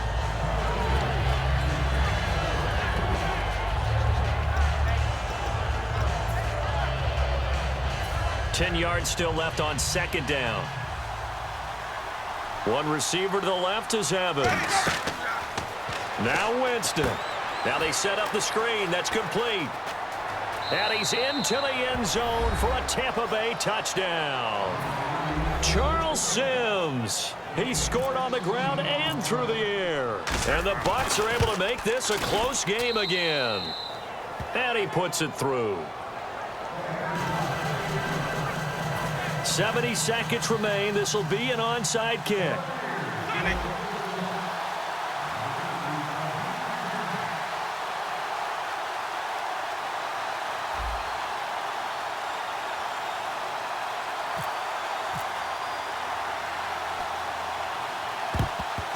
And this doesn't work. The Steelers recover it. A tough one there. They certainly wanted that when they needed it, but they didn't absolutely have to get it. They still do have 3 timeouts. You're exactly right. They had to attempt it. But even though they didn't get it, as you noted, with 3 timeouts, if they can get these stops on defense, all hope is not lost. And they'll start this drive with very good field position. Now a first down carry by Bell. Oh, no, he lost the football. And it's picked up by the Buccaneers. The psychology of the game never ceases to amaze me because you would think there would...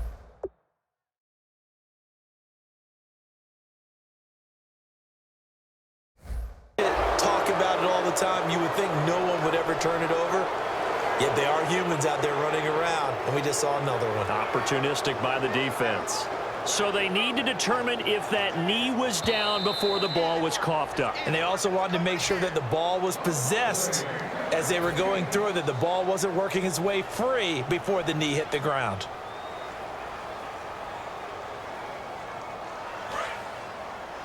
Big stop, G. Big stop. Let's go. They'll go again with Bell. And they'll get... And now the Bucs deciding to take a timeout defensively. It's just their first. They've got 2 more to use here in the final stages. And the D-line pinching together must be expecting the run. Green, the tight end, in motion. Roethlisberger with a give to Bell. And the Buccaneers go ahead and take another timeout. That'll be their second, so 1 more chance to stop the clock here, and we'll be back. And the defense searches for 1 more stop here after the run on second down. Bryant, the lone receiver, left. Now it's Roethlisberger. On the right side, caught by Green. And he won't have the touchdown, but he will have the first down as he's tackled at the 2. And play is stopped here. Timeout. It's the defense calling the timeout here. That'll be their 3rd and final stoppage here as we step aside. First and goal here from the 2. They'll try and run it in with Bell. And he is going to lose yardage here. It's a loss of 4 there, bringing up second down. So the myth has been shattered. Every cornerback in the league is not just a cover corner. Some of them will stick their nose in there and make plays exactly as we just saw there. A big loss suffered by the offense after that nice tackle.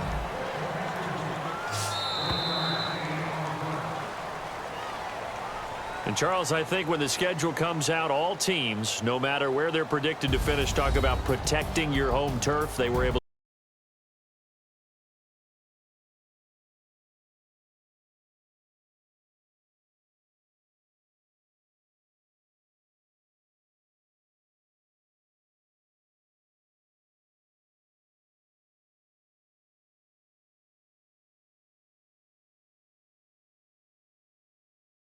do that here in this one. Similar to a tennis match, right? Not letting them break your serve. That way you hold on to it. They got it done, and they...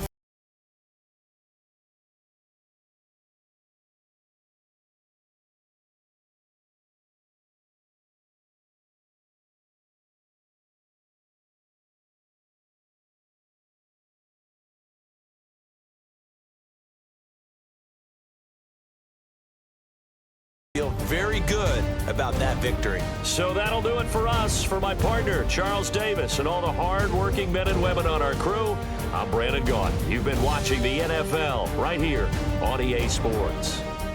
The Steelers are winners as we say so long from Heinz Field.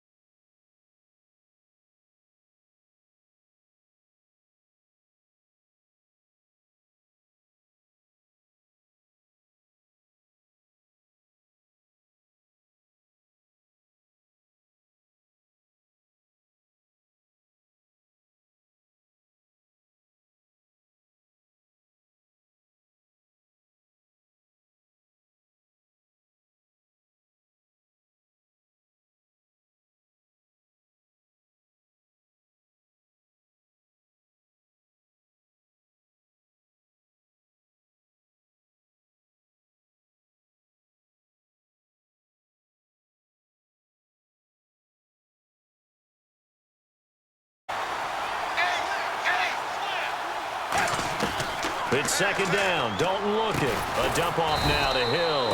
And he'll be brought down, it looks like right at the 40. 4 yards on the pickup. And that's going to make it third down and 10. And they're...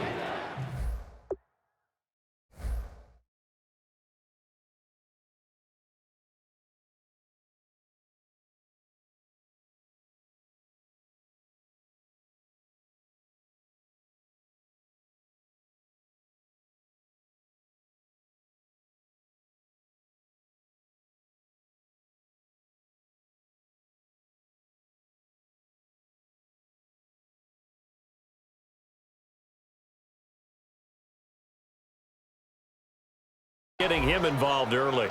You feel like they saw something on tape, or they just have a sense with him because he's had a good week of practice or something in that area that they want him involved, just as you said. They want him to touch it either in the running game or the passing game, but they must like the matchups they're getting. And he's going to get the first down as they bring him down at the 23. One of the feature points of the in route is being able to make a nice throw to the middle part of the field. And for a quarterback, that's one of the better throws and better looks that he'll get. But he has to be careful not to wait too long and let his receiver wander into some tough territory. If he's late with the ball, he can get his receiver hit and hit hard. And he'll keep it moving down to the 15-yard line. Just what you want on a first down run. Call it 8 yards, and it's 2nd and 2.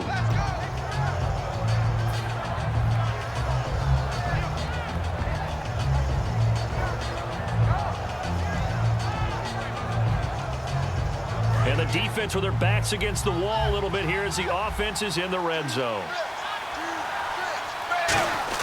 Dalton throwing on second down. Blitz coming, and down he goes. Emmanuel Ogbah in there to pick up his second sack now of the afternoon.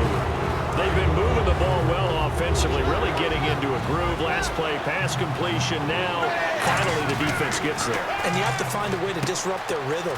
Do you do it with coverage, or do you do it with pressure? They elected to go with pressure, and it was the right call. 8 yards on the pickup there, and it moves the sticks. Well, they've had a great, impressive drive going here, and that pickup ensures the drive continues.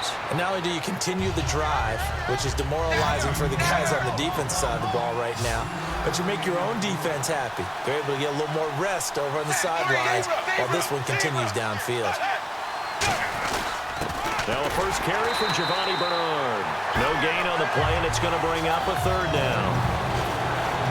And as a defensive end, getting off the ball quickly, swarming to the football, making a tackle, that's what we saw right there. Yeah, that's what their job is, and really a lot of the time they have to throttle back a little bit in the run game because you know those defensive ends, they're like in a sprinter stance, they're just headed straight for the quarterback. That was good recognition on that play to hold him to no gain. Now some movement before the snap. And we'll hear from our referee for the first time this afternoon. Third down, a shot here for Dalton. And he'll take this into the end zone for a Bengal TD. Tyler Boyd, a 15-yard touchdown grab. And the Bengals take it right down and score on the opening drive. Alongside Charles Davis, Brandon Gaudin, and it's the Bengals with the football to begin quarter number 2.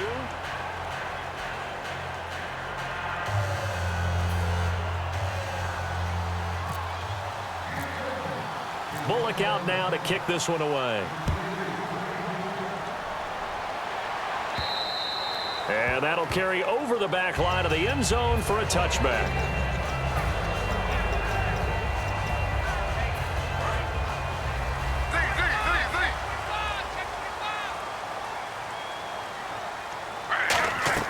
They go play action here on first down. Oh, he's going to air it out right away.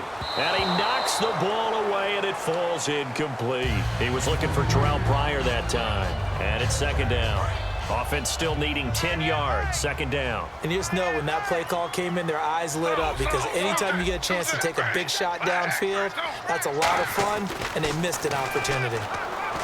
Here's Griffin to throw. Steps away to his left. And he'll get it up near the 35, right at the 34 here. It'll be a gain of 9, and that is going to set up a 3rd and 1. I think we have to give credit to him for buying time and extending the play. But, you know, there's some really upset defenders on that one. They thought that they had him. Instead, he was coated in Teflon and got away.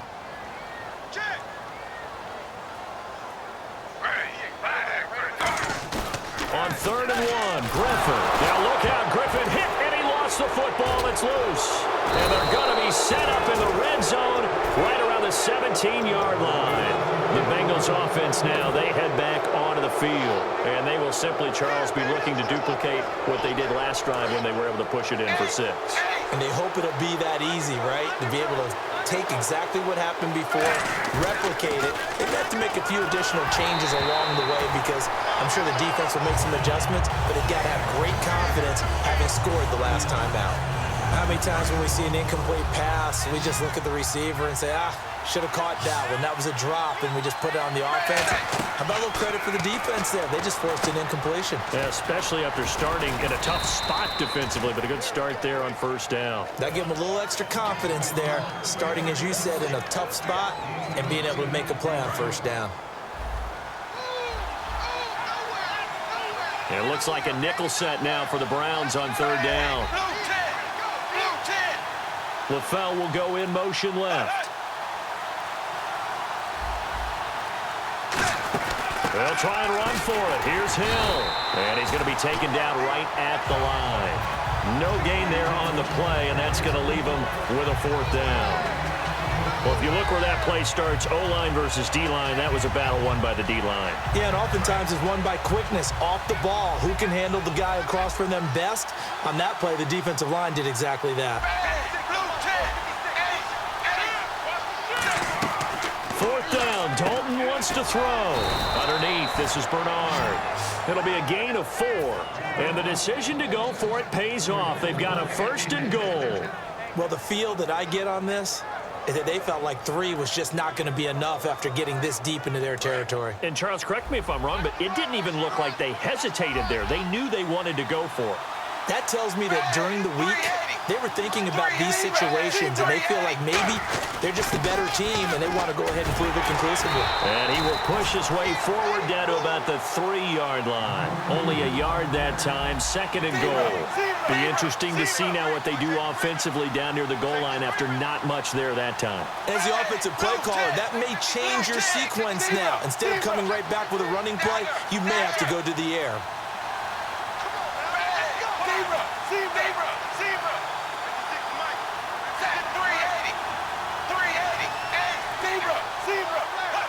They come out here in the eye. They'll run it with Hill.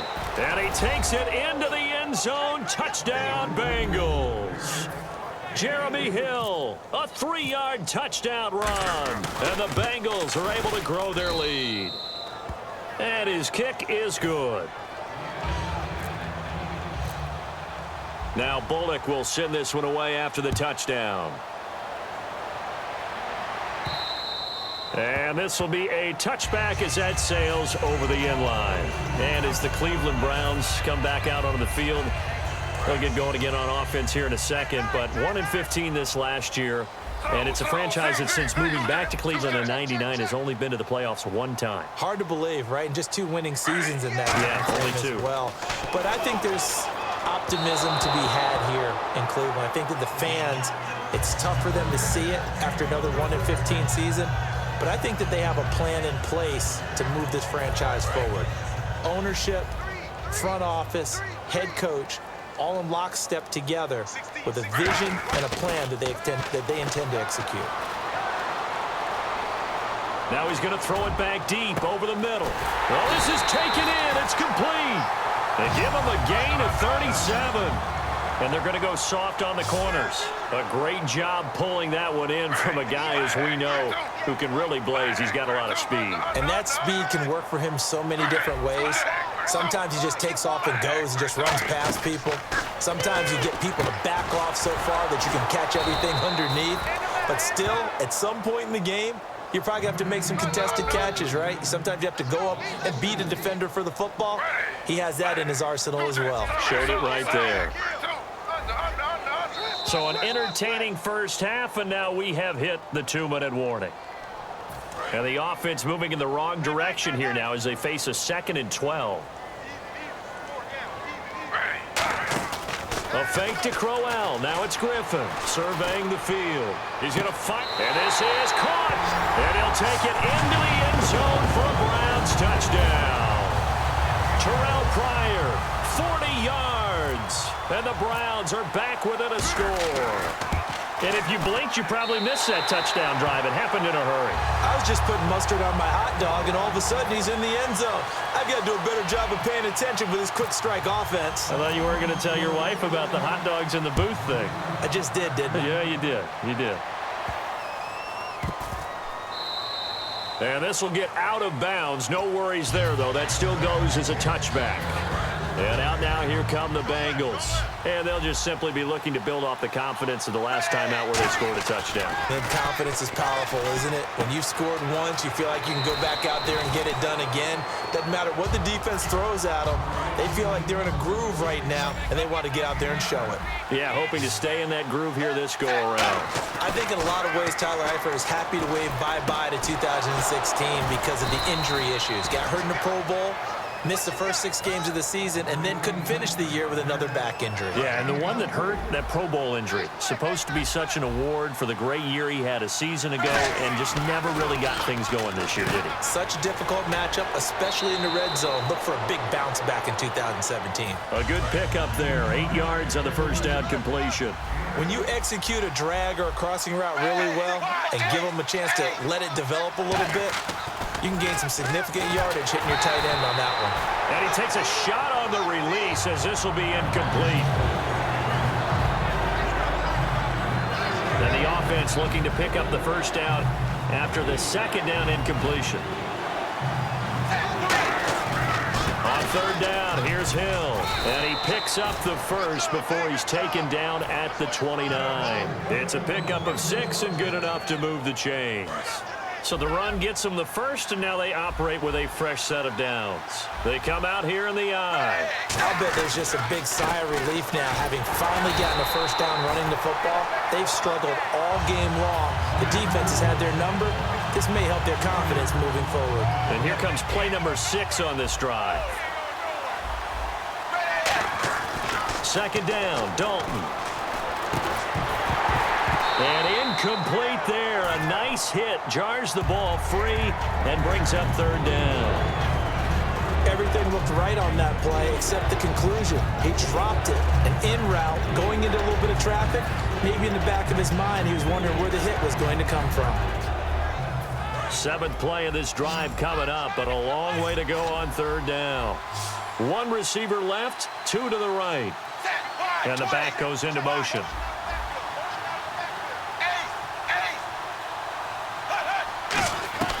Third and long. What will Dalton dial up? And he'll be hit as he releases it, and that'll fall incomplete.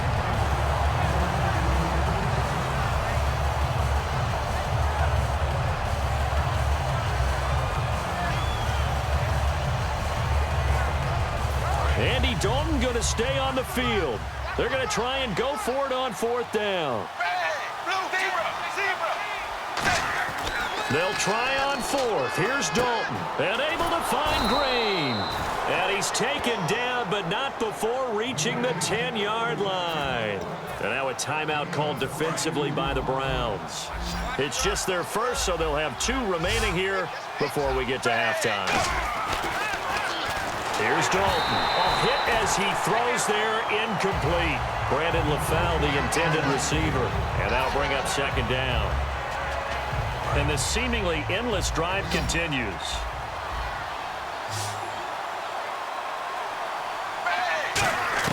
Passing again. Dalton on 2nd and 10. He drops it off for Bernard. And now the Browns are going to take another timeout. So that means they're down to 1 remaining here as we head toward halftime.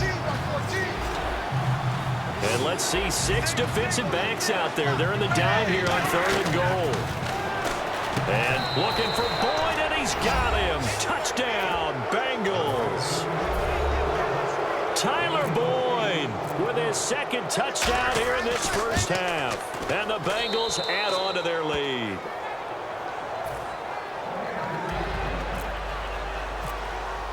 Now Bullock will send this one away after the touchdown. And this will not be returnable. It's out of the back of the end zone for a touchback. And the Browns getting set to go. And with time quickly fading here in the second quarter, not sure how aggressively, offensively they want to play this. I think we'll find out just how much they trust their guy. And he can't get rid of it. He's taken down. And now the Bengal defense here calling a timeout. It's just their first, so they'll have 2 remaining here before we get to halftime.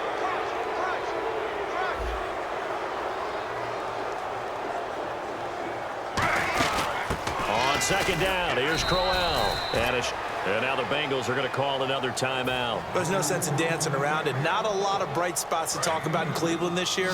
But I think Isaiah Crowell, the running back, he's a guy we got to keep an eye on in the future. Short of 1,000 yards, but it's hard for him to get enough carries to get there. Yeah, but he was healthy, started all 16 games. Coach Hugh Jackson, though, said it was his goal to get him to 1,000. You're right, though, just shy of that at 952. To throw is RG3. And that is incomplete. Down to 15 seconds now.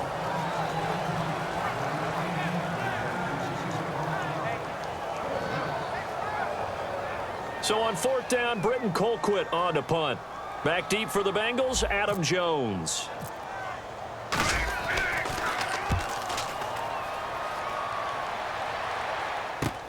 Jones on the return. So possession goes over here on the punt. And there'll be time for maybe one final play before halftime. The Bengals getting set to go. And from this spot in the field with the clock where it's at, you think we're just going to see a knee and that's it? And I think in this situation, that's the proper play.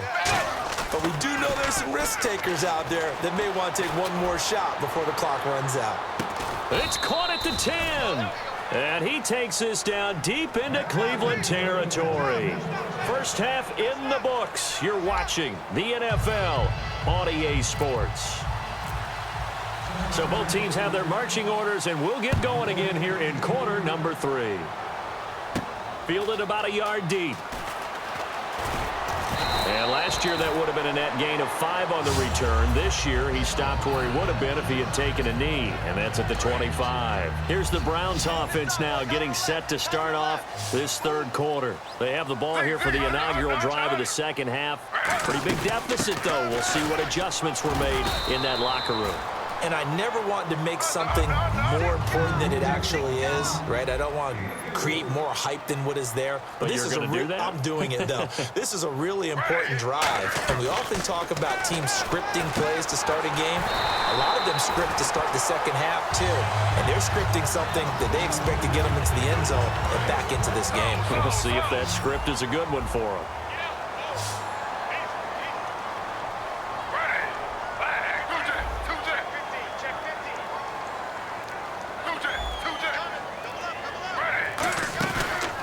Play action here on first down. And his throw's going to be incomplete. Now, partner, let me take a quick turn here and ask you about the Dallas Cowboys, their season on the whole. Because what an incredible regular season, great storylines, but then they lost at home to Green Bay. Their season, a success or a failure?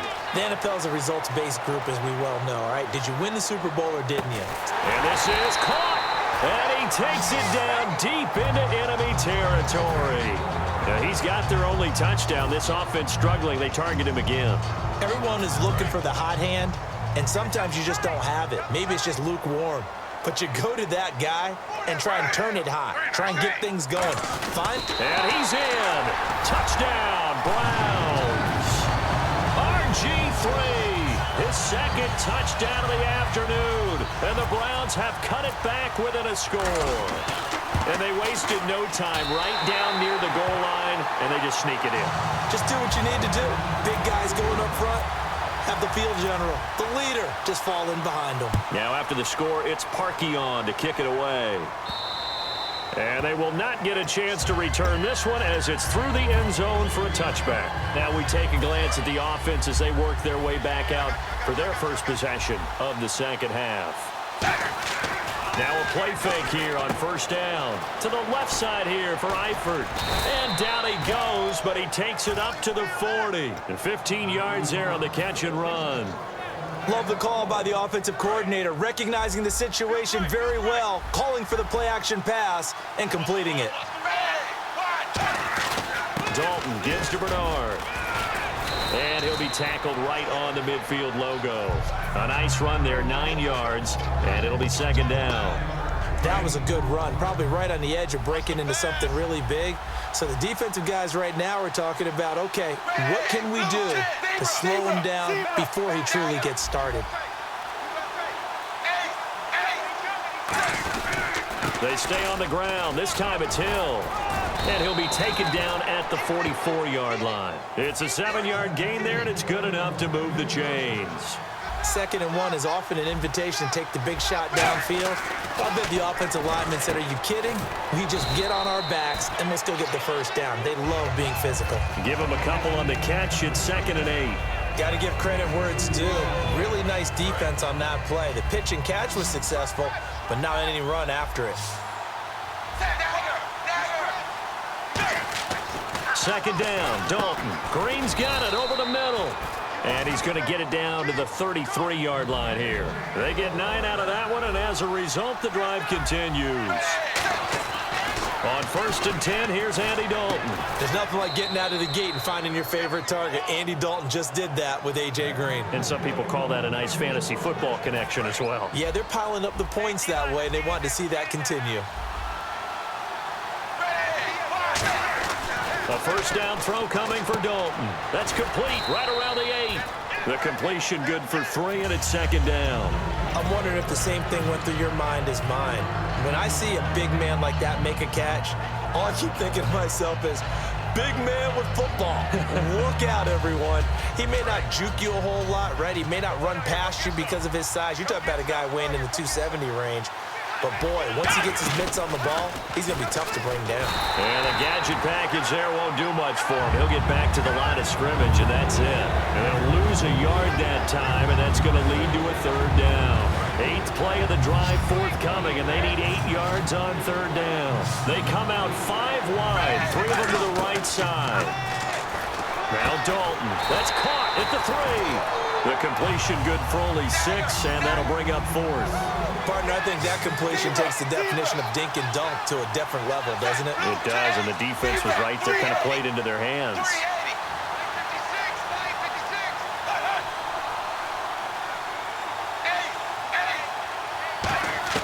They'll try on, and he will take it on in for a Bengals touchdown. Tyler Boyd from 3 yards out, and the Bengals are able to grow their lead. Big 4th down conversion for the score, and the defense, that is a tough pill to swallow. Big time for them. How about them just deciding to go for it on 4th down? And, okay, forget the field goal, because that looked like an easy 3 points. Yeah, you might have had a defensive breakdown in there, but they pressed the issue and found a way to get it into the end zone. Give them big credit for that. And that'll carry over the back line of the end zone for a touchback. Now the Browns offense, they get ready to head back onto the field. Last time they were out, they scored. Still trailing here, though, so some work to do.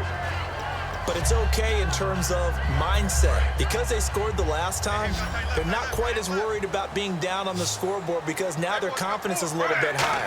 They feel like they've got something going, and they feel like they can attack again and put more points on the board. Are you scoreboard watching if you're the offense, or are you just focused on this drive?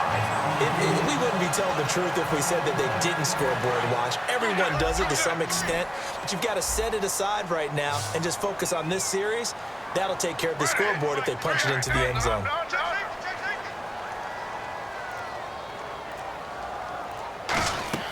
A fake to Crowell. Now it's Griffin. Now he'll turn and throw deep back to the other. And this is caught. Touchdown, Cleveland. Terrell Pryor with his 2nd touchdown of the afternoon. And the Browns are back within a score. I know Paul Revere talked about by land or by sea, right? You know, 1 by land, 2 by sea. He didn't mention air because right now we're seeing a big-time performance, aren't we? That's 2 touchdowns so far in this game. Where'd you pull that one from? And, you know, every now and then I actually listened in history class. And you're just a scholar all the way around. You're reading all the time. I like that you fit that into the broadcast. You know, I just grab a nugget when I can. And he is out of bounds here on the return. The Bengal offense now gets set to head back out onto the field.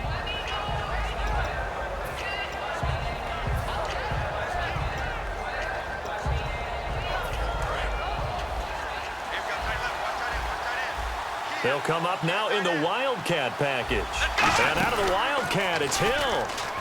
And able to stay on his feet past the 30 to about the 33-yard line. 8 yards on the pickup, and now they'll have some options on second and short. And the quarterback is actually split out wide there in the Wildcat. And he'll be taken down right around the 34 after a pickup of only a yard. Brought down that time by Christian Kirksey. 3rd down and 1.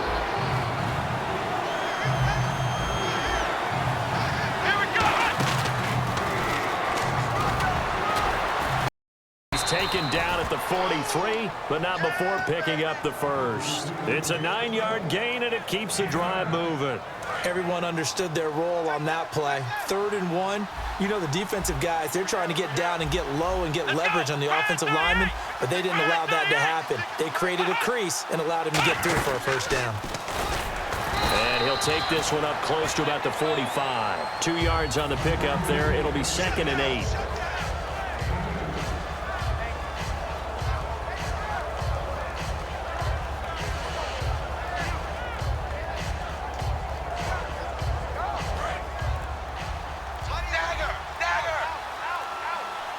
They come out here in the eye.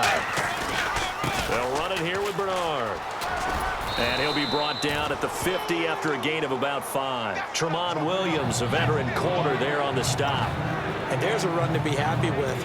Good, solid yardage. He'll take that anytime you hand the ball to a back. So they're leading. They have possession of the football, and certainly this is where they just want to milk the clock. And now a timeout called defensively by the Browns. It's just their first. They'll be down to 2 remaining as we step aside here in the 4th quarter.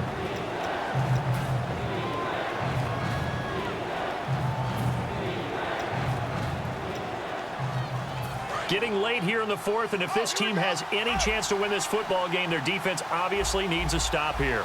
Looks like the defense in press coverage here. Well, we looked at each other right when he flinched. We knew that that flag was coming. Yeah, offsides, easy call, mark off the 5, and keep it moving.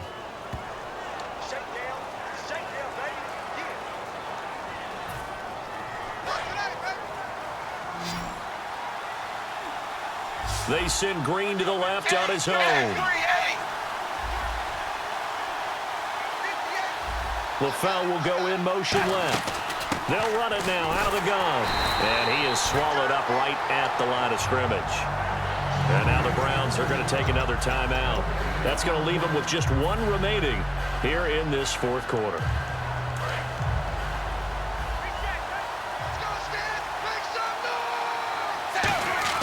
And now to the air, Dalton. He's got time. Now and time finally runs out. He can't get rid of the football, and he's taken down. Now hang on here. Timeout called by the defense. So that will leave them with no timeouts left. Still plenty of time on the clock. We'll see how that affects things here in this 4th quarter. 9th play of the drive now on 3rd and a country mile.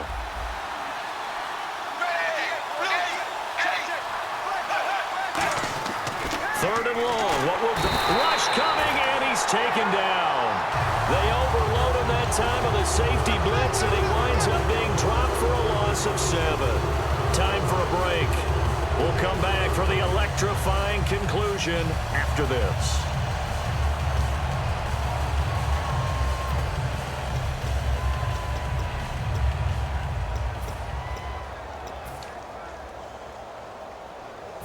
And how about this? 4th and long, and they're going to go for it.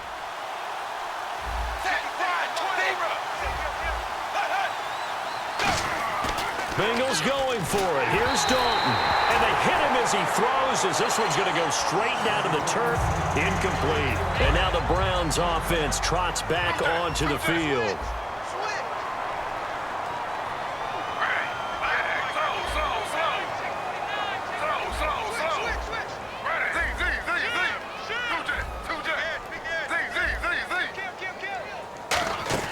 He's back to throw. He's going to let it fly. And it pops free. The collision there jarred the ball loose and brings up 2nd down. I'm not quite quite sure how he wasn't able to hold on to that one in the end zone. A great opportunity lost, but a lot of relief for the defensive guys. When they get into film next week, they're going to want to know what happened. Where was the breakdown that almost allowed a touchdown?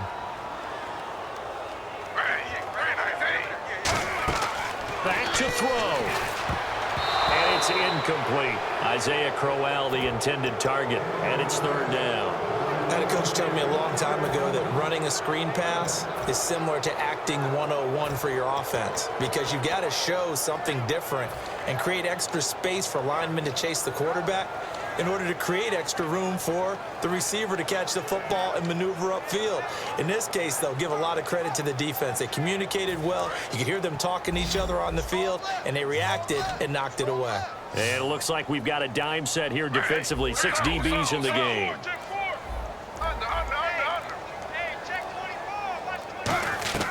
Back to throw. Dumping it off for Johnson. And he is out of bounds inside the 30. He got 18 yards out of that one, and it gets him a new set of downs. And he did exactly what they needed him to do, Charles. Got out of bounds. They have no timeouts. And they knew that before the play even began. Still executed it. How many times have we seen it happen where you know it, yet a guy still looking for a timeout or trying to stay in bounds? He got it done. That's going to go as a loss of 4, and it'll be second down. And the offense moving quickly to the line.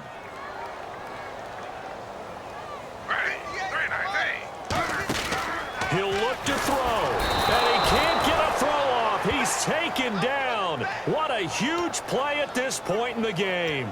Well, the beauty of screen passes is they take a little time to develop, and they can often hit big, but sometimes they take too long to develop, and sometimes you get sacked. Yeah, what's perfectly called for a defense to attack a screen?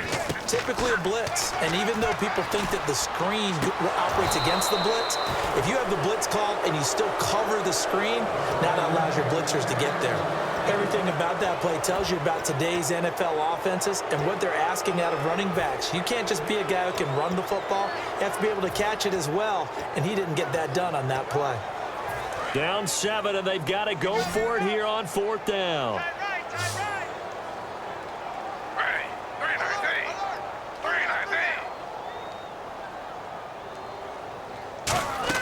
They'll look to throw. He's got time in the pocket. A hit as he throws, and this is going to be incomplete. They had to go.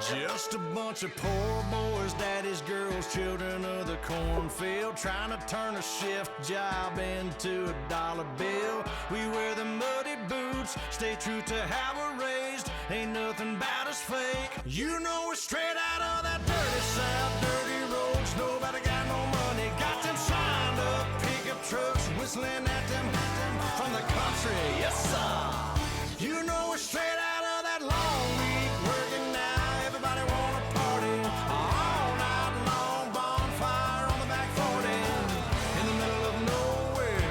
Nobody going home tonight till we're straight out of moonlight, straight out of moonlight. Yeah.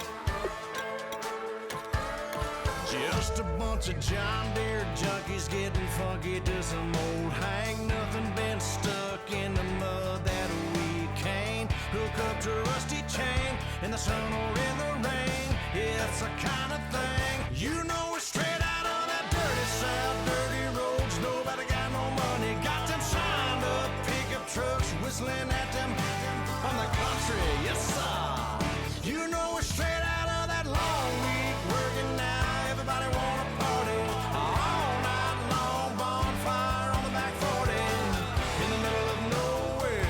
Nobody going home tonight till we're straight out of moonlight, straight out of moonlight. Woo!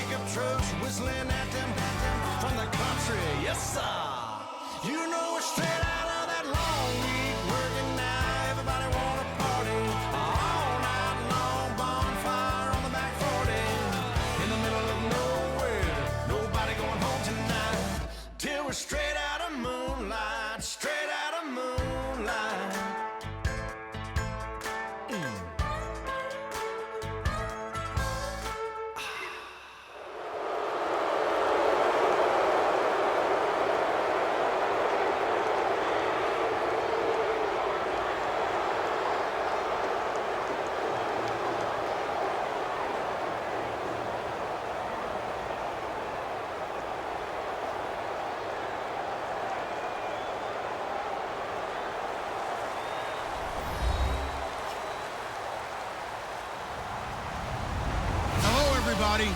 I'm Larry Ridley, and this is Madden 17 on EA Sports. Anticipation is mounting for today's game, and we've got two quarterbacks looking to make an impact. It's the Browns going up against the Eagles. With that, let's get out to Lincoln Financial Field. Here are Brandon Gaudin and Charles Davis.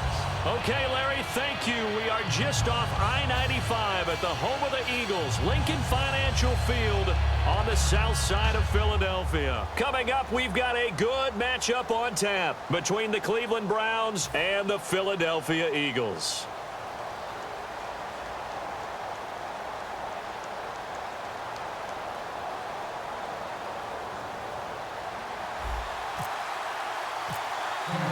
Cody Parkey now ready to get this one started. And off we go from Lincoln Financial Field. Fielded about a yard deep.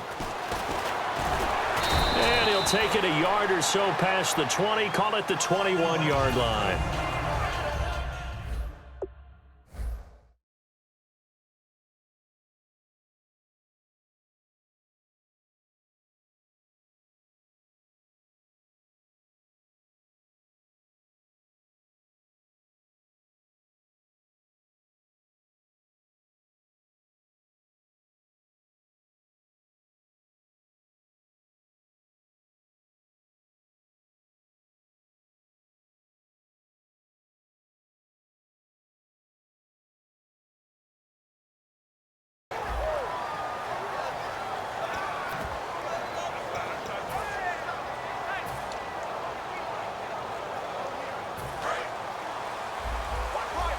And the defense definitely showing blitz here.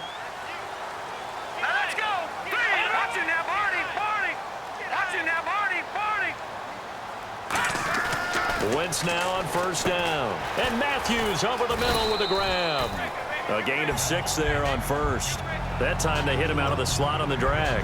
And that route takes some fortitude from the guy running it because he knows he's going through the briar patch, as I like to call it, right? He's trying to work his way through all that traffic, and people wanting to put a little contact on him. Really well done. Now, check. Patriot. Wentz to throw on second down. Left side caught by Matthews. It's a gain of 11 yards that time, and it produces a new set of downs. When the hitch route is run really well, that jab step off the line of scrimmage by the receiver, which is designed to back up the defender and give him a little bit of space, all you want there, get that space, catch the football, and then make a move and pick up extra yardage. And that's exactly what he got done there. 20 yards on the pickup there. And that leads to a Philadelphia first. I love football lingo and the evolution of it all. Nickel defense makes sense, right? Five defensive backs. But then you go to 6. What are you going to call that? And they call it a double dime. A dime, which is just very simple for them. The math doesn't add up. But I know one thing. Offenses love to run against dime defenses. Typically, the bigger guys have an advantage against the smaller defensive backs when they're blocking downfield. Yeah, we saw that advantage right there. Nelson Aguilar, the intended receiver. And now it's second down. And the tight end, Zach Ertz, is key in this offense as we get a look at the starters. Comes out of the factory known as Stanford, which keeps putting out tight ends. Zach Ertz, one of the better ones we've seen in recent years. Wentz will try again on second down. It's complete. This is Brent Saleh. He goes for 18 there as the drive will continue.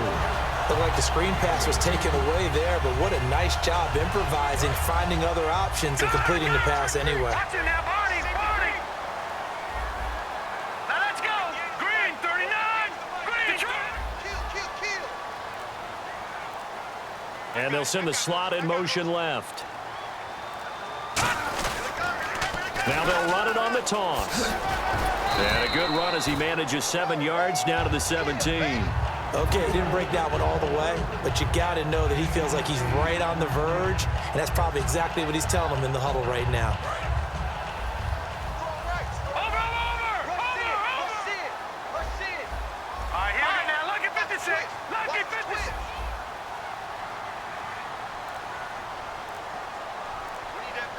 Detroit! On second down, Ryan Matthews. And he'll do a nice job here just to fight his way back to the line of scrimmage. Desmond Bryant, the one to get him down. And here's the starting crew defensively for Cleveland. Joe Hayden is a complete cornerback. He tackles, he covers, and does everything with incredible speed.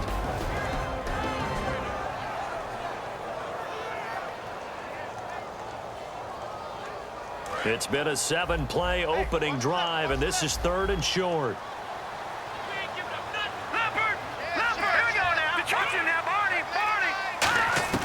Wentz looking to throw on 3rd and 2. And he couldn't hang on to it through the contact. Incomplete.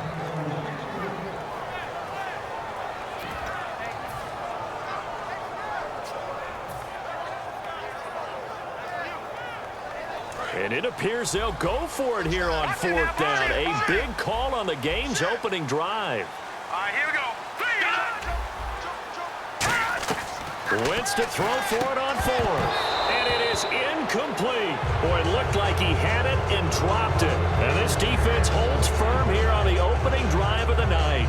So, Charles, they wanted 7 on that opening drive. They didn't want to settle for a field goal. Felt like a tone setter. You know, that's what they were looking for, because a lot of teams, they'll march it downfield, and when they kick the field goal, it almost feels disappointing, doesn't it? You have a nice drive.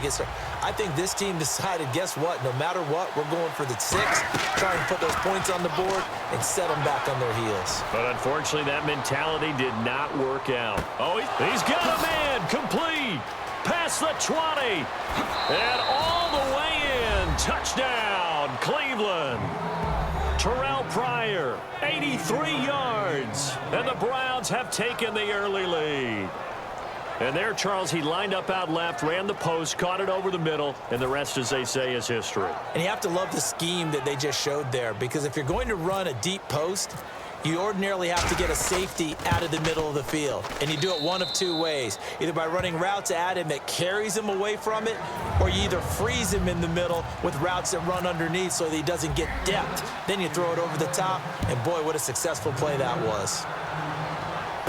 Fielded about a yard deep.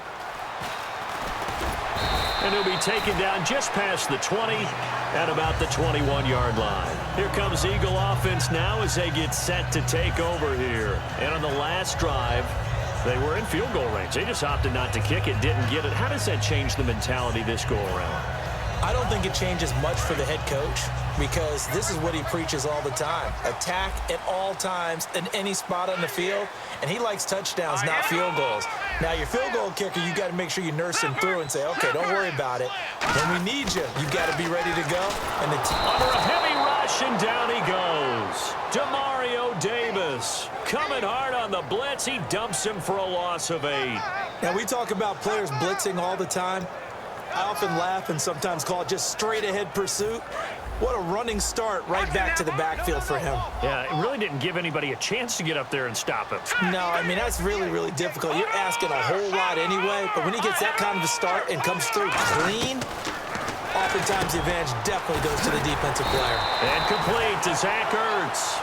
That one good for 17 as they're set up better now for 3rd down. I know exactly what's going to be said about that play from the defensive perspective. What's that? That's why I tell all you guys we need more than one tackler to the ball. He broke the first tackle. Luckily enough, there were more people there to get him down. Wentz to throw on 3rd and 1. And it's caught by Saleh. And he's able to get it to the 31, and that's enough for the first. Oftentimes we think of those tough yards as grinding yards that a running back has to pick up. How about the tight end there picking up the first down in that situation? That's what he's there for, right? Big fella, get it to him, let him fight off some people and pick up the necessary yardage. Give him a couple on the catch. It's 2nd and 8.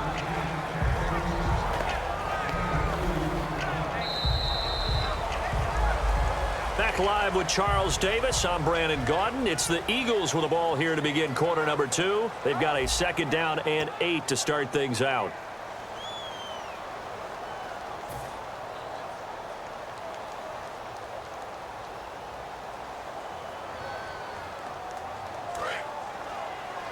All right, now, look at 56. Check. Check. All right, now, look at And on the ground they go with the running back. Just a couple on the ground there, and that's going to bring up 3rd and about 6.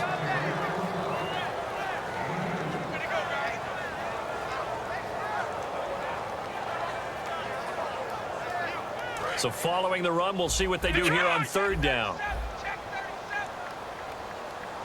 Now let's go. Green 39. Green 39. Watch him now, Barney. Barney. Detroit. Here we go. Now Wentz on third down. Nowhere to escape, and he goes down. Looks like a 9-yard loss, and it also brings up fourth. Man, he got in there so quickly, Charles. What could the offense have done to adjust and account for that? But what you're hoping is that you figure out and you see and get a clue that maybe there's going to be some pressure coming at you, and you change the blocking schemes. Maybe you go to max protection. The biggest one is maybe you bring your running back in to try and keep you clean. But in that case, that didn't happen. Zero accountability, and a sack resulted. 12 yards on the return that time.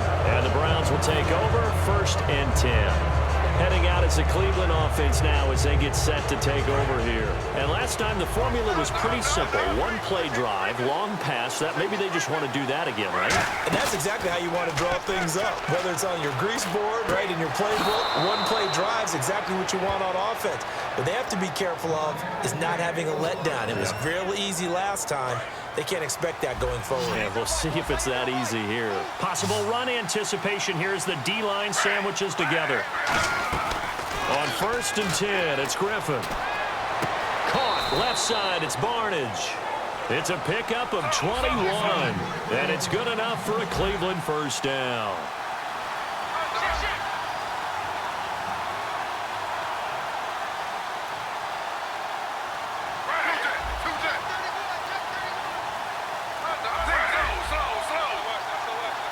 It's a 5-receiver set, 3 to the left, 2 to the right. Oh, the ball comes out on the hit, but they'll say it's incomplete.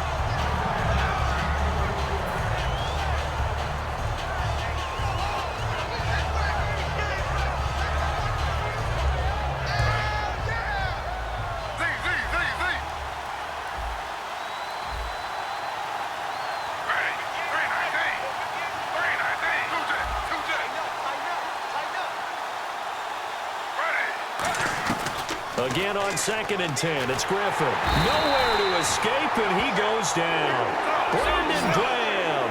He's the one that got to him. He takes him down for a loss of 9. And the Eagles will go with an extra DB here as they prepare for a stop on 3rd. Thinking pass all the way. And he's able to find Hawkins. A good pickup there, a 22. RG3 outside of the pocket. You know that's where he can be really dangerous with the feet or here the arm. And that scares defenses in a big way because his ability to break ranks and still make big throws or, as you suggested, take off and go, how do you defend that when he's on his game?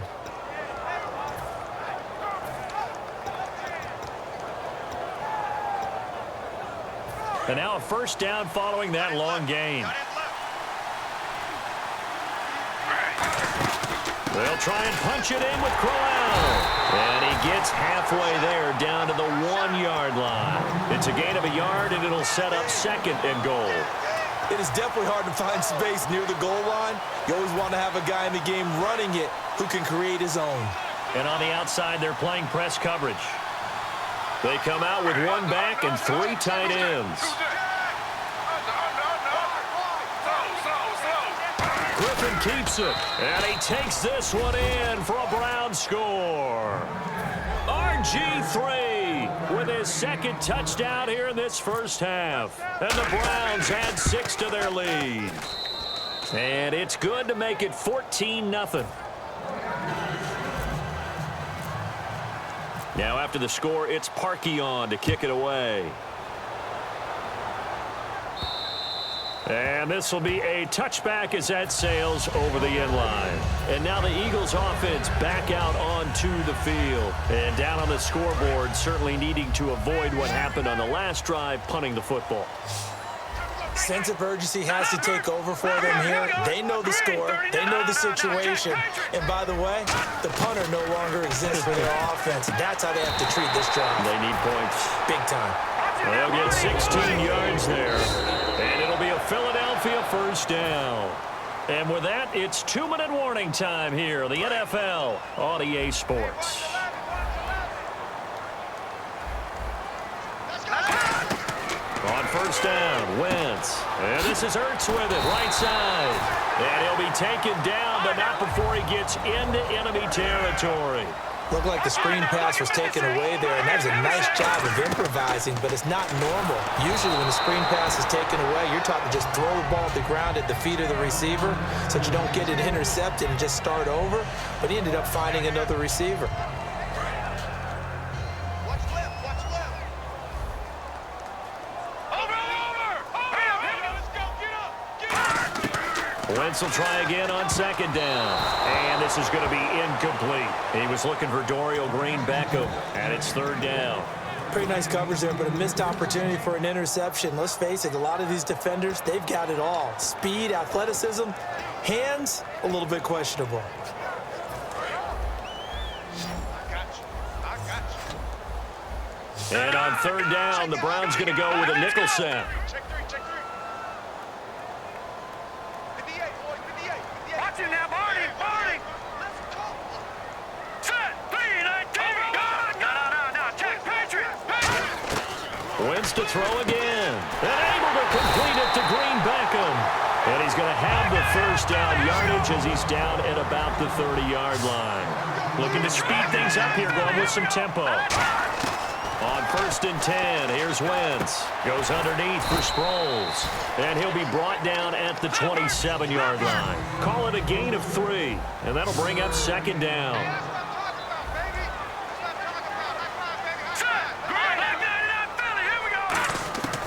Again, they'll throw with Wentz. Oh, a ball batted in the air, and now it's intercepted. And now the rookie's free. A great read, and it's picked off. And he takes this one back into the end zone, and the Browns defense has a touchdown. Ah, yes, the old tip drill works to perfection there. You're bringing back great memories. Used to love that drill. And a lot of times in practice,